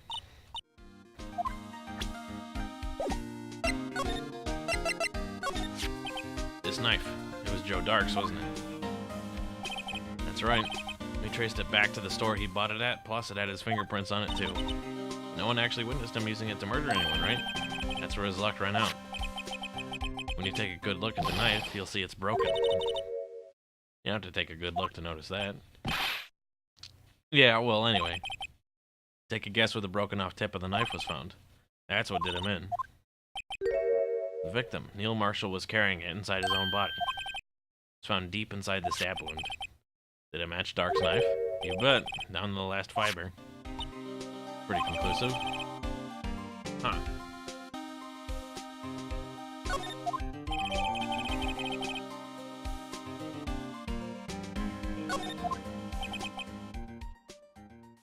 Well, there you have it in a shell nut. That's all I know. Can I ask you one more thing? What is it? It's money you need, you should ask Chief Gant. It's not money, but it does concern the chief. His office is a crime scene, right? It's where Prosecutor Neil Marshall was murdered.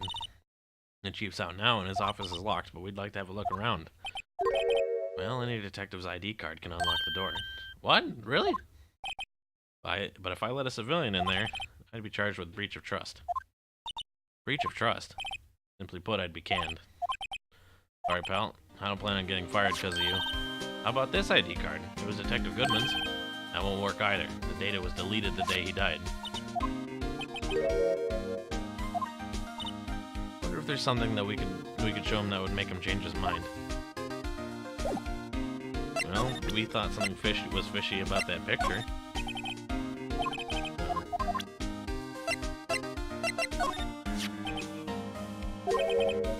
There we go.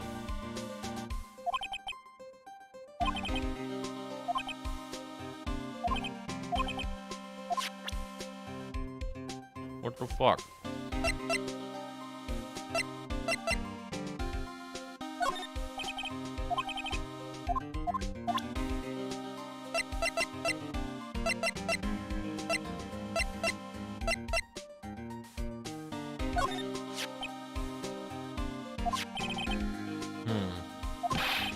I, for one, ain't buying it, pal.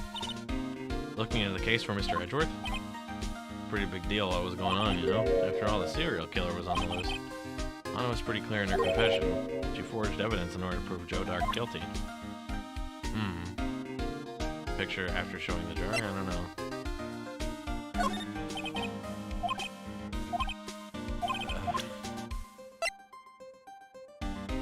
This guy's a fucking twat. This is the only piece of evidence we got from the goddamn office. Hey, wait a fucking second.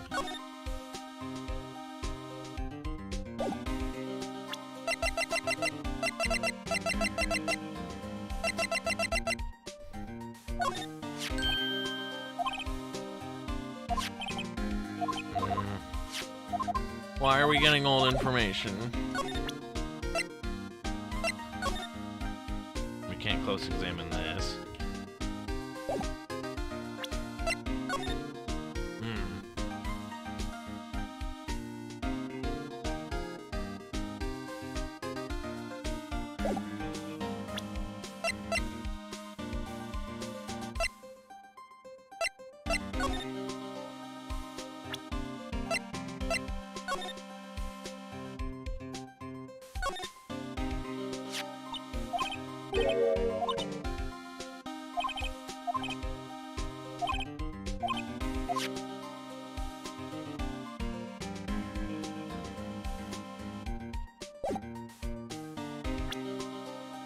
What the fuck, dude?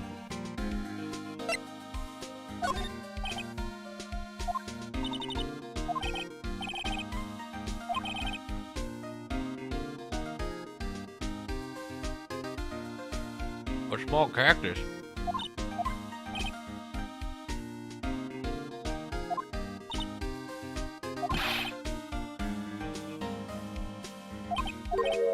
What? Why are you looking at me like that? Maybe talk again? Yeah. No? Fuck!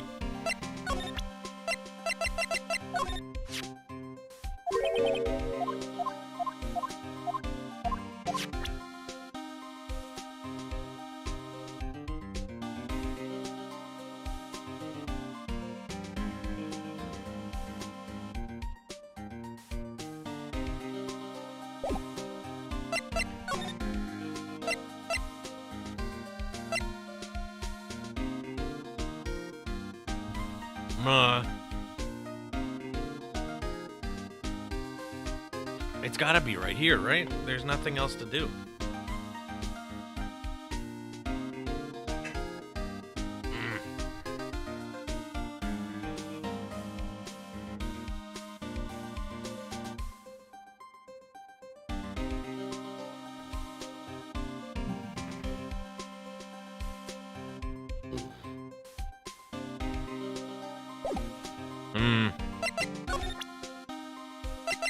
The King of Prosecutors trophy is missing something, as we can see here.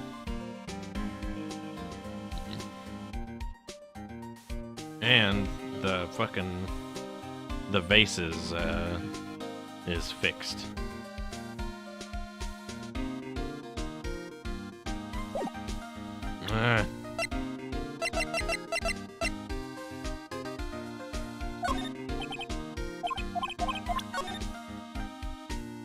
Fuck.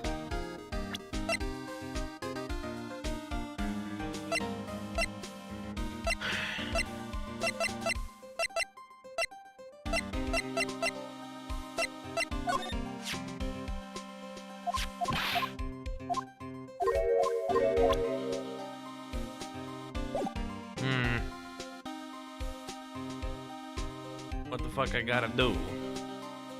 This dude is bullshit.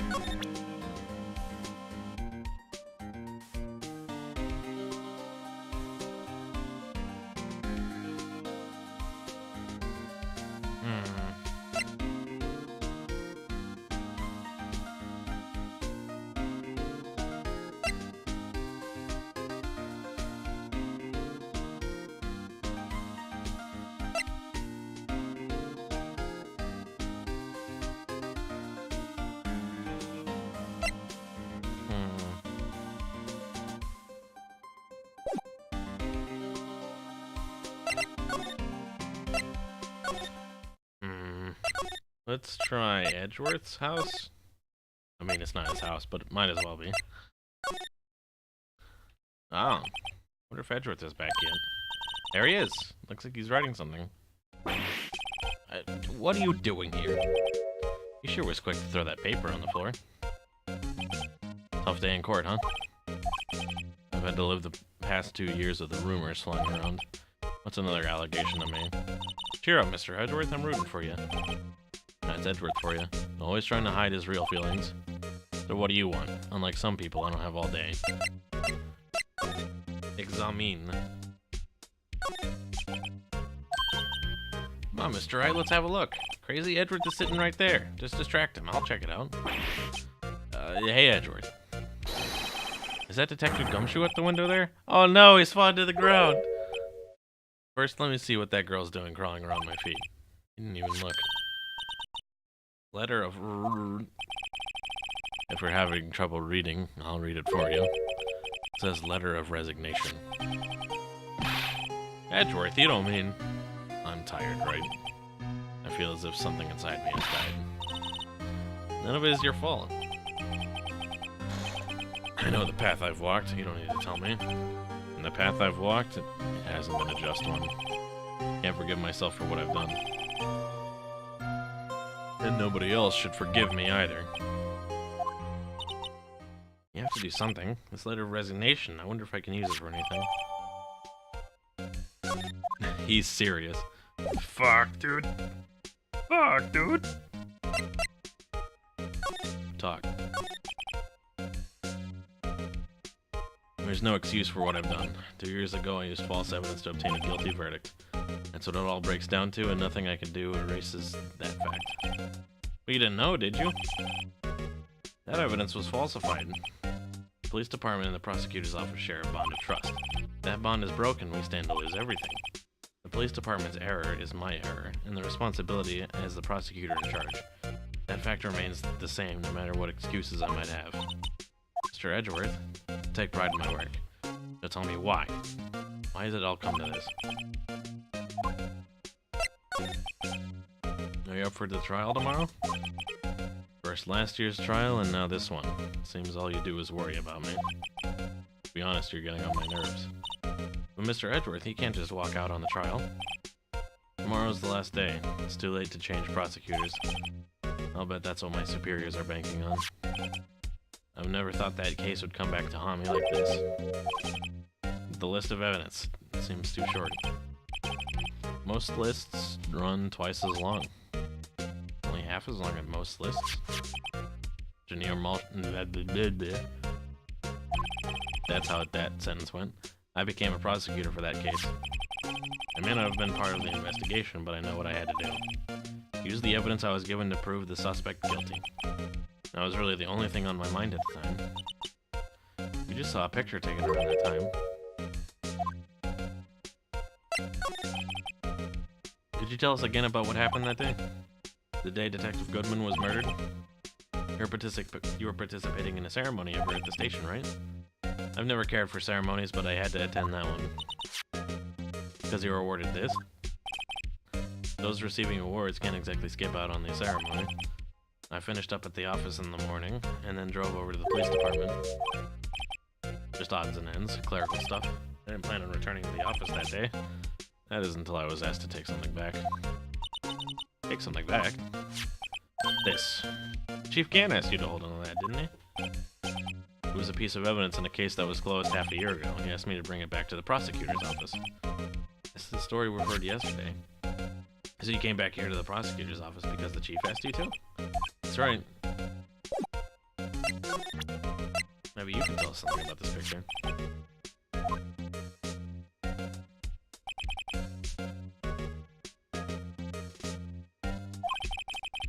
Looks like this was taken when you received the King of Prosecutors trophy.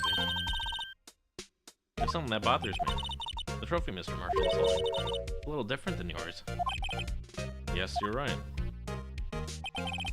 I remember now. Remember what? That was what the official prosecutor's trophy looked like until 2 years ago. There's a story behind its design. Sounds interesting. Would you mind telling it to us? It's simple, really. Contradiction. That's what the award's based on.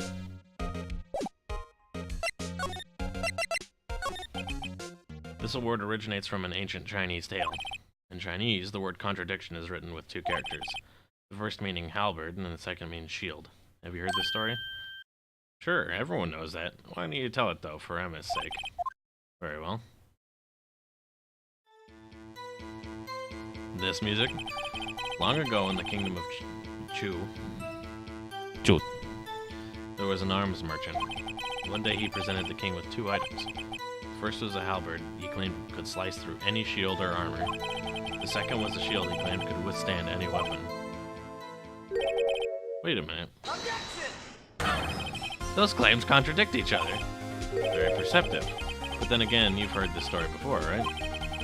Anyway, as you mentioned, the very descriptions of these items discredit the book. When the king pointed this out, the merchant was left speechless, and thus the Chinese word for contradiction was born. So the chipped shield and the broken knife symbolize... Precisely so. They symbolize the merchant's items. The ancient tale ends with the merchant at a loss for words, but it's in our nature to pursue matters to their conclusion, even if it results in something as ugly as this. Thanks, Mr. Edgeworth. I learned something new today. That's funny. If so, then why were you only given a shield? You'll have to ask Chief Gant. 2 years ago, he had the halberd part of the award abolished.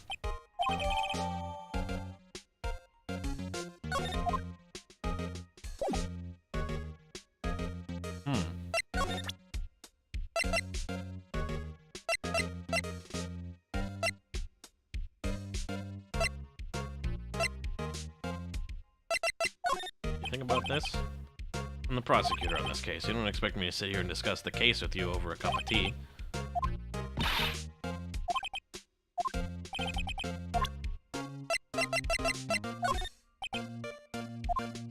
I was so caught up in the smoke I lost sight of the truth. The others are right. I have no right to serve as a prosecutor. You're only doing your job.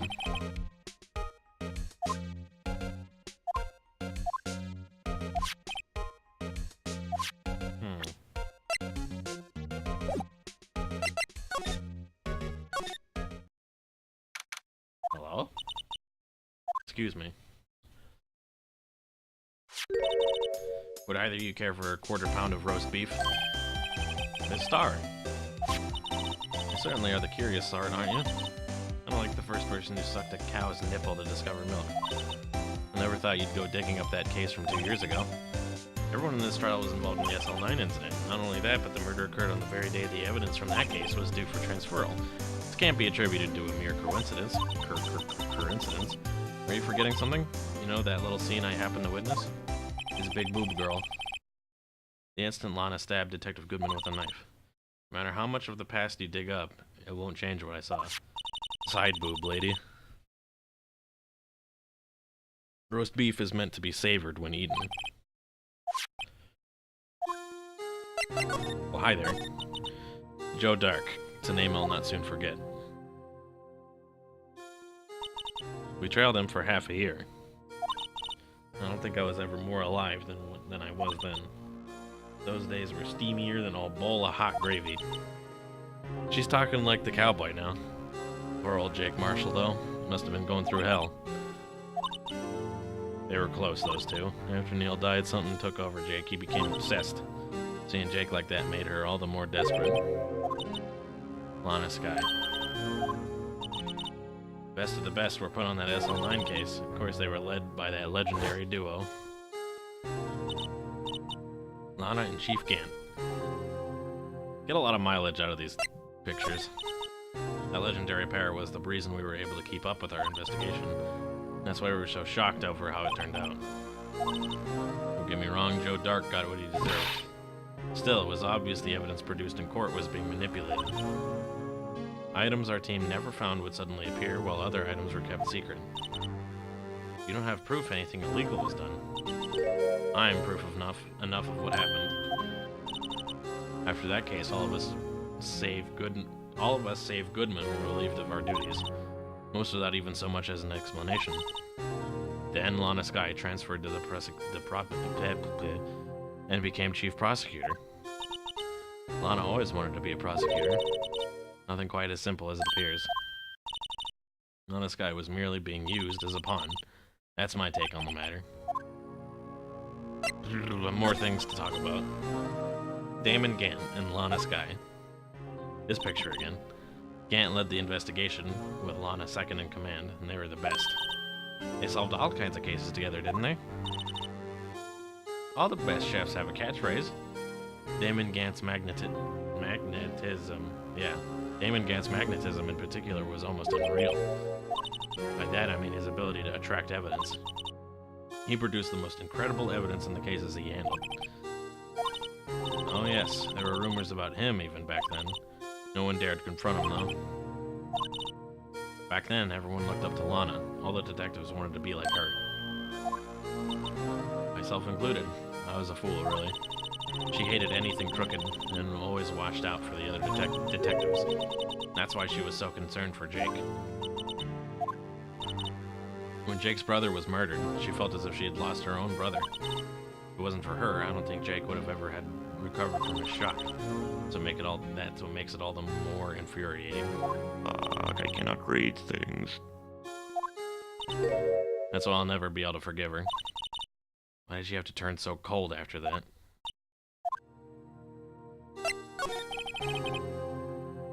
Lana transferred to the prosecutor's office 2 years ago, didn't she? Thanks to Chief Gant's powerful influence. That's right, having solved the SL9 case, his position as chief was secured. There's only one thing left for him to control, and then no one could stand in his way. The prosecutor's office. That's why Lana was transferred? He could control the chief prosecutor, he could control the prosecutor's office. How could he control Lana? I don't know, but one thing's for sure, ever since that case ended, she's never been the same. It's only logical to conclude there must have been a reason for her change.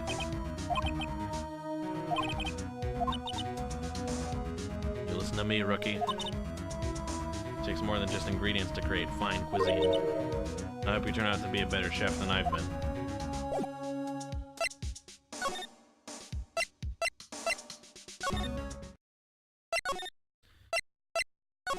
I think I know what we have to give the man. Oh, you're back. You still here? Gotta make 150 copies of these files. Brewing coffee, copying files.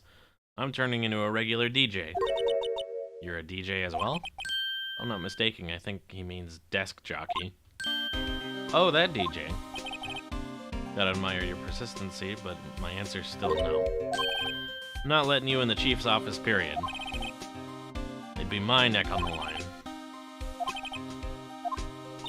There's gotta be something we can do to make the detective change his mind. Show him his boyfriend's letter of resignation. What's this crumpled up piece of paper?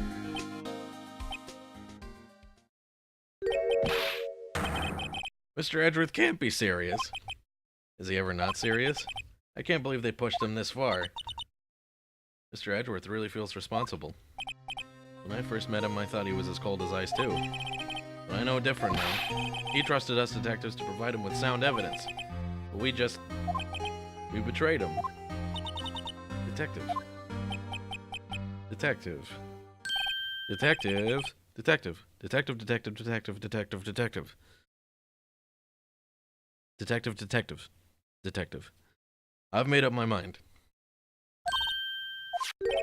Here, take my ID card. I'm having trouble saying the word detective.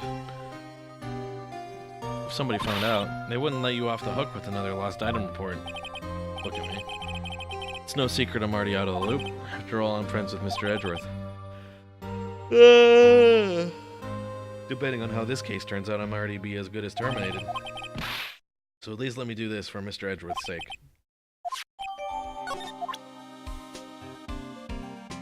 Hell yeah.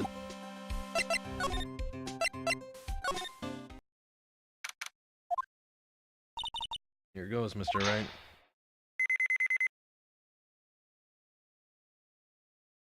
Hell yeah. Oh yeah. We're in.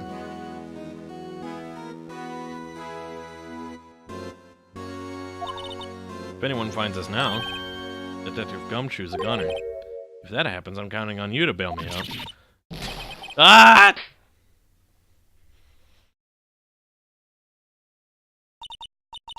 Sorry, I thought you were a ghost. I didn't even know you could slap a ghost. Detective Gumshoe, what are you doing sneaking up on us like that? I wasn't sneaking, I was just worried something might go wrong. I came too. If you're here, then what's the point in giving us your ID card?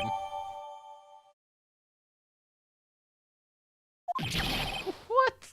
Hey, don't do that to my card.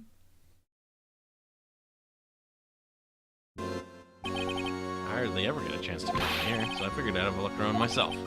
Besides, we're all in this together now. Really do want to get fired, don't you? Not if we're lucky. Come on, let's see what we can find out.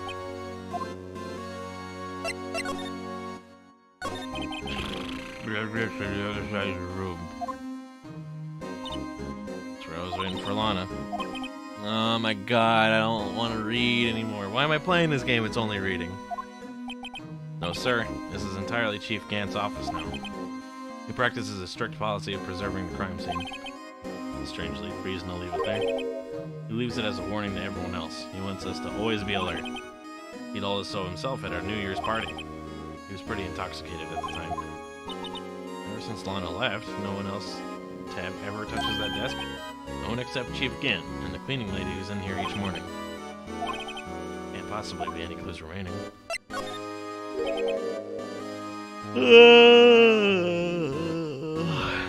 Can I ask you something? Sure.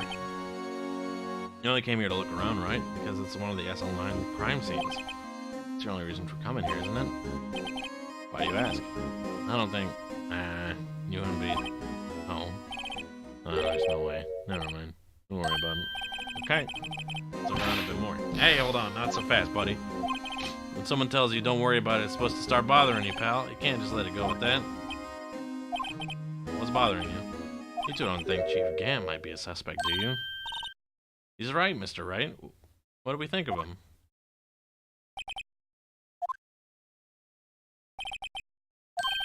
Perhaps it's best I don't divulge my feelings yet. There you go, ignoring me again. Present.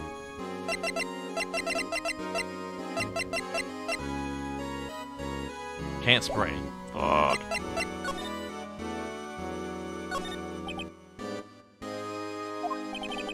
Sure is, pal. Chief doesn't care for imitations. First the pipe organ and now this armor. You know how many taxpayer dollars must have gone into this room? What? You mean we're paying for this? That's it. I'm not paying for 1 cent of my taxes. You don't have any taxes to pay. Be careful of what you say. Who knows? Chief may be hiding in this armor as we speak. Even if he did, he'd never be able to get back out. I just don't know how scary that guy can be.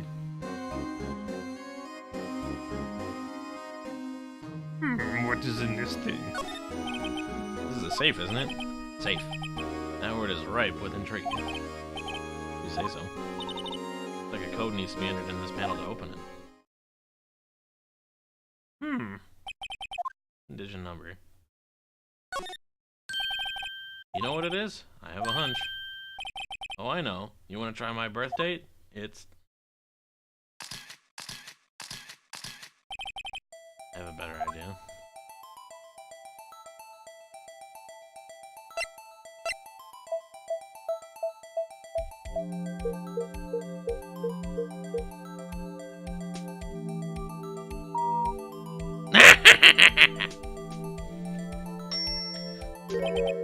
Bingo.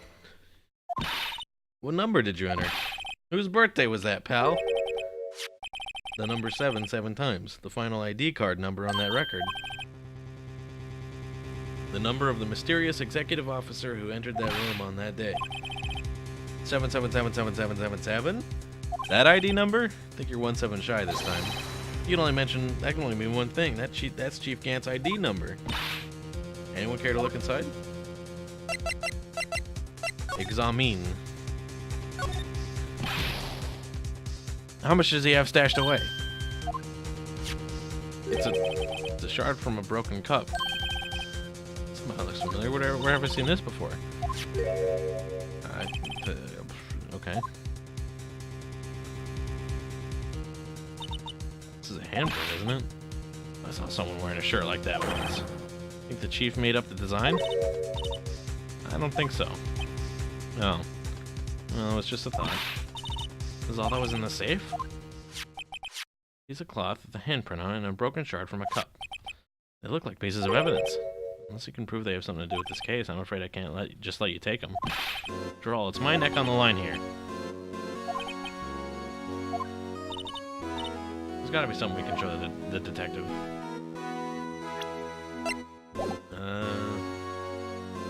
Back. Present.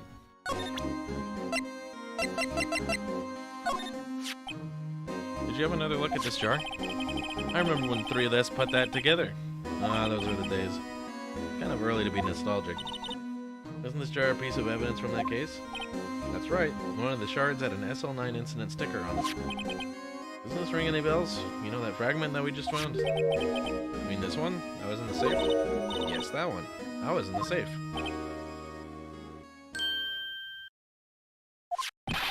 Now that you mention it, it's ringing a lot of bells. See if it fits. Let me see that shard. I'll take a crack at this. Go ahead, pal. Show us what a rookie can do.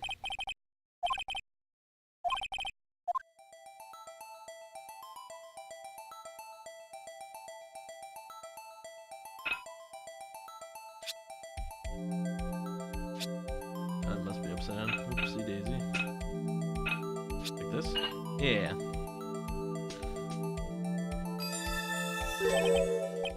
Fits like a charm. Chief Gant was willingly and knowingly hiding this piece of evidence in the safe. In other words, he concealed a piece of evidence from the SL9 incident. Get a load of this! This piece he just attached. It's different from the others.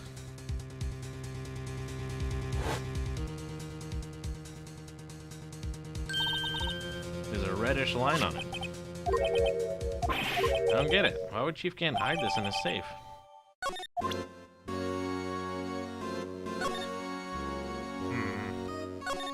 What is it? Hard to make out, but there's a dark red stain here. Looks like blood.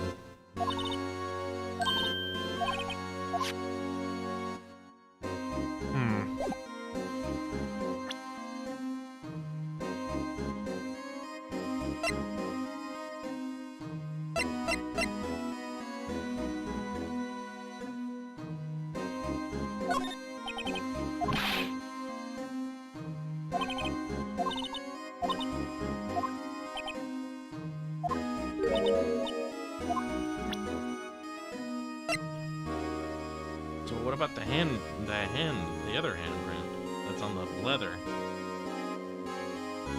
What is that, powder? I'd like you to have a look at this. I know what that is. You want to take some fingerprints? Alright, go to town. Sheesh. What are you doing? Why are you sticking out your hand like that? Take my fingerprints. Not your fingerprints we want to take. Huh? Come on, this isn't the time for jokes. Talking about that cloth we found in the safe. You're right, Nick. Good job. I knew that. The one with the handprint on it, right? Where's your sense of humor? Let's check for prints. Sprinkle the powder on the cloth. Once they've been absorbed in the prints, blow. What are you, my mom? I don't have to be told a million times. Fuck.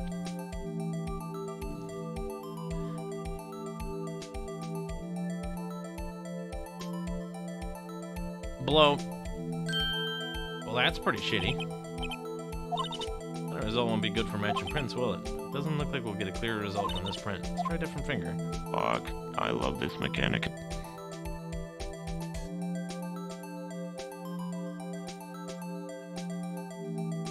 Hey, that's pretty good.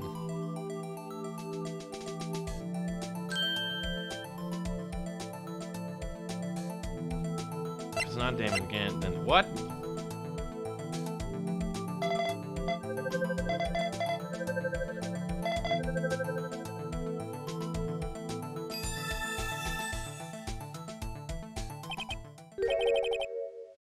How can be? What are Emma's fingerprints doing here? You found a match? Whose fingerprints were they? It seems the prints are too old. They aren't clear enough to get a match.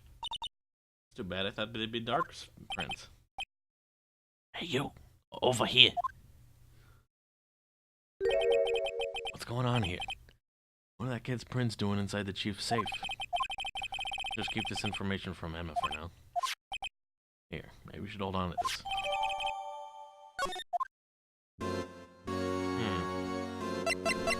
Examine. And slide.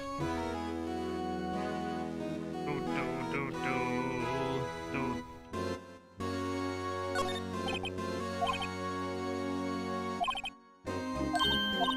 This is when Lana and I went to that theme park.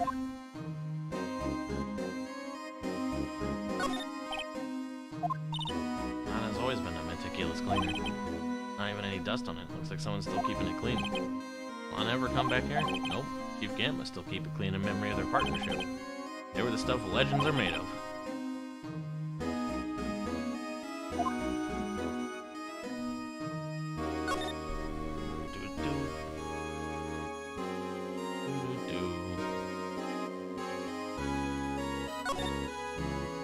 Look at the size of Chief Gant's desk. That paper he was reading in his desk. Wonder what he was reading. This looks like a list of evidence. Most cases the list runs twice as long as this, though. Oh, nice. I wonder what about evidence lists. They're twice as long? Guess there wasn't a lot of evidence. Half-size list of evidence.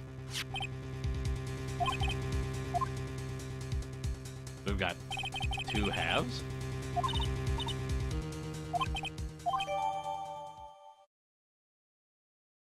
List of evidence in the SL9 incident. Was ripped in half. This is all I've got. Well, was I any help? Of course. Thanks to your ID card, we were able to get some hard evidence. Now that's not very kind, is it? In other words, if it wasn't for his ID card, he would have been useless. Isn't that right, you in the coat? Chief Gant! We didn't think you'd be back so soon. Fortunately, I'm a man who believes in signs. As I was walking to my meeting, I happened to look out a window and saw a stray dog run right into a pole. Just then, I thought of a certain detective. You mean me, sir? Now then, I'm afraid I'm gonna have to ask you all to leave. Oh, you in the coat. Me, sir? Drop off your ID on the way out. You won't be needing it anymore. But sir... Now get out.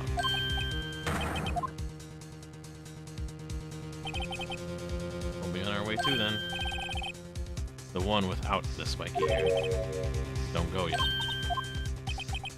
I'd like a word with you. You with the spiky hair. You're free to go. You're free to go. Look, pal, if I told you once, I told you 1,000 times. The chief's office is off limits. But no, you just had to go sneaking in there like that, didn't you? I thought you said you didn't care anymore if you were fired. Yeah, but if I knew it'd be like this, I never would have said it.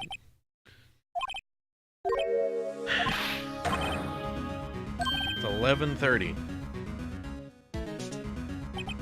After that, I heard from Emma. She said the police wanted to ask her some questions, so she'll be busy.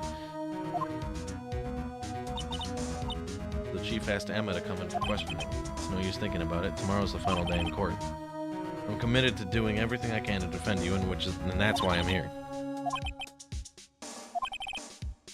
Not a single useful thing. I believe I did mention something quite important. Something I told you right at the beginning.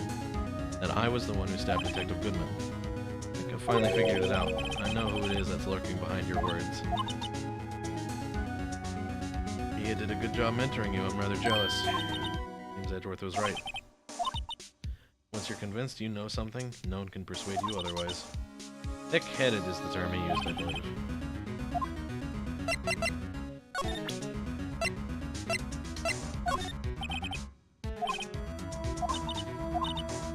You're evolving by leaps and bounds. I'm starting to see the hunger in your eyes.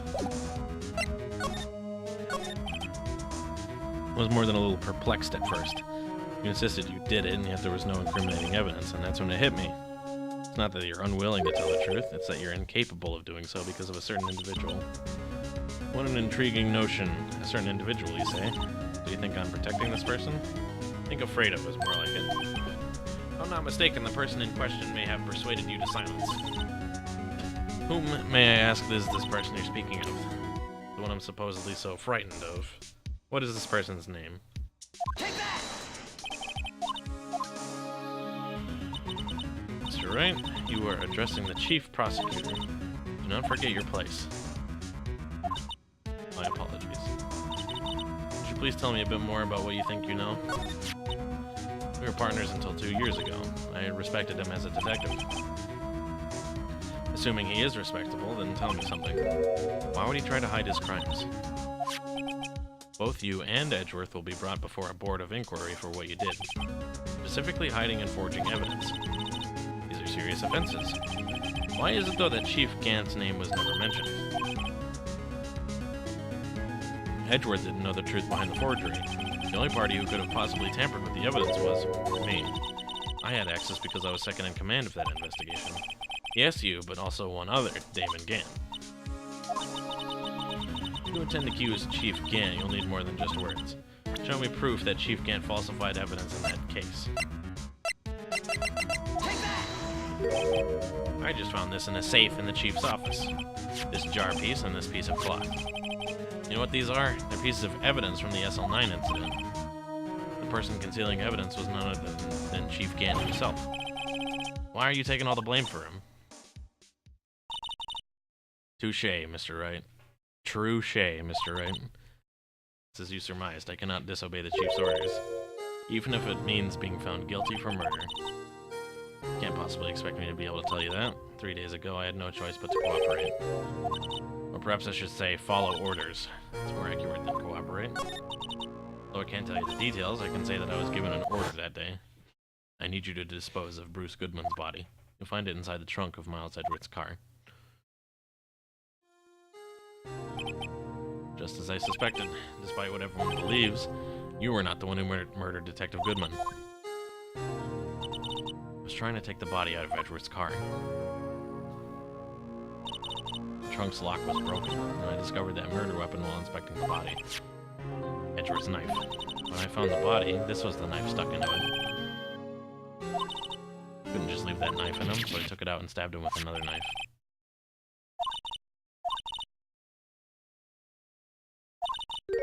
So I ended up cutting my hand.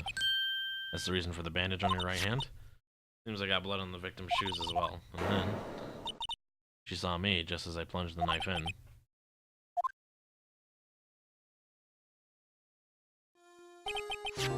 Why did you need to hide Dark's knife so badly? Took a lot of work to finally close the Dark case 2 years ago. It was over with, and I didn't want it to be opened again.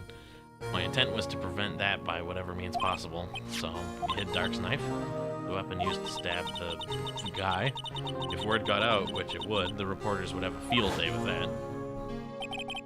You wrapped the knife in her scarf and hid it, in Edgeworth's exhaust pipe. Then I called my sister. Tell her what happened and ask her to hide the knife that was inside my muffler. I didn't want anyone on the force to know about this. That would explain why Emma is so confident about Lana's innocence. Speaking of phone calls, I had a bad feeling about one of them that day. Truth is, after I received those orders from Chief Gant, the first thing I did was make a phone call to Patrolman Jake Marshall. What?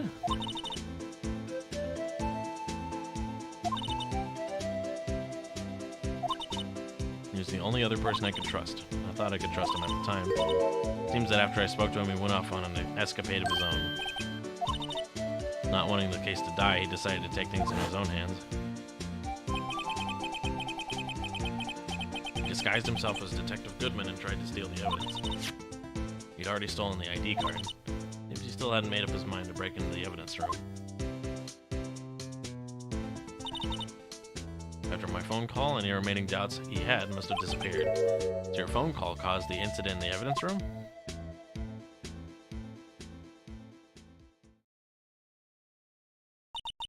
I'm afraid that's all I can tell you. You've earned my respect, Mr. Wright, both as a defense attorney and as an investigator. Now please, don't pursue this any further in court tomorrow.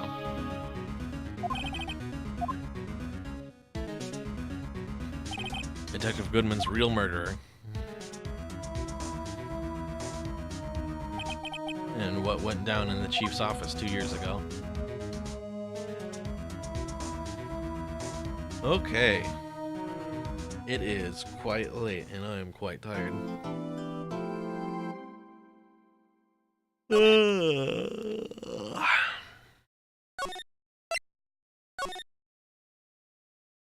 So I think we'll put a pause on this right meow.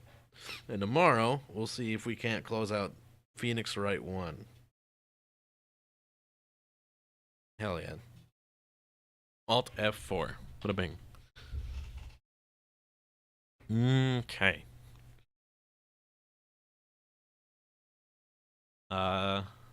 Thanks everybody for saying hi and watching. We had a lot of people kind of stalking around tonight. But thanks, Jer, Nick, Zap, and Xavier, and Lob for saying hi in the chat, and thanks to everyone else who was here and didn't say hi, because you're also cool. And me, and Wit. I thought I said Wit, I'm sorry. I always forget somebody.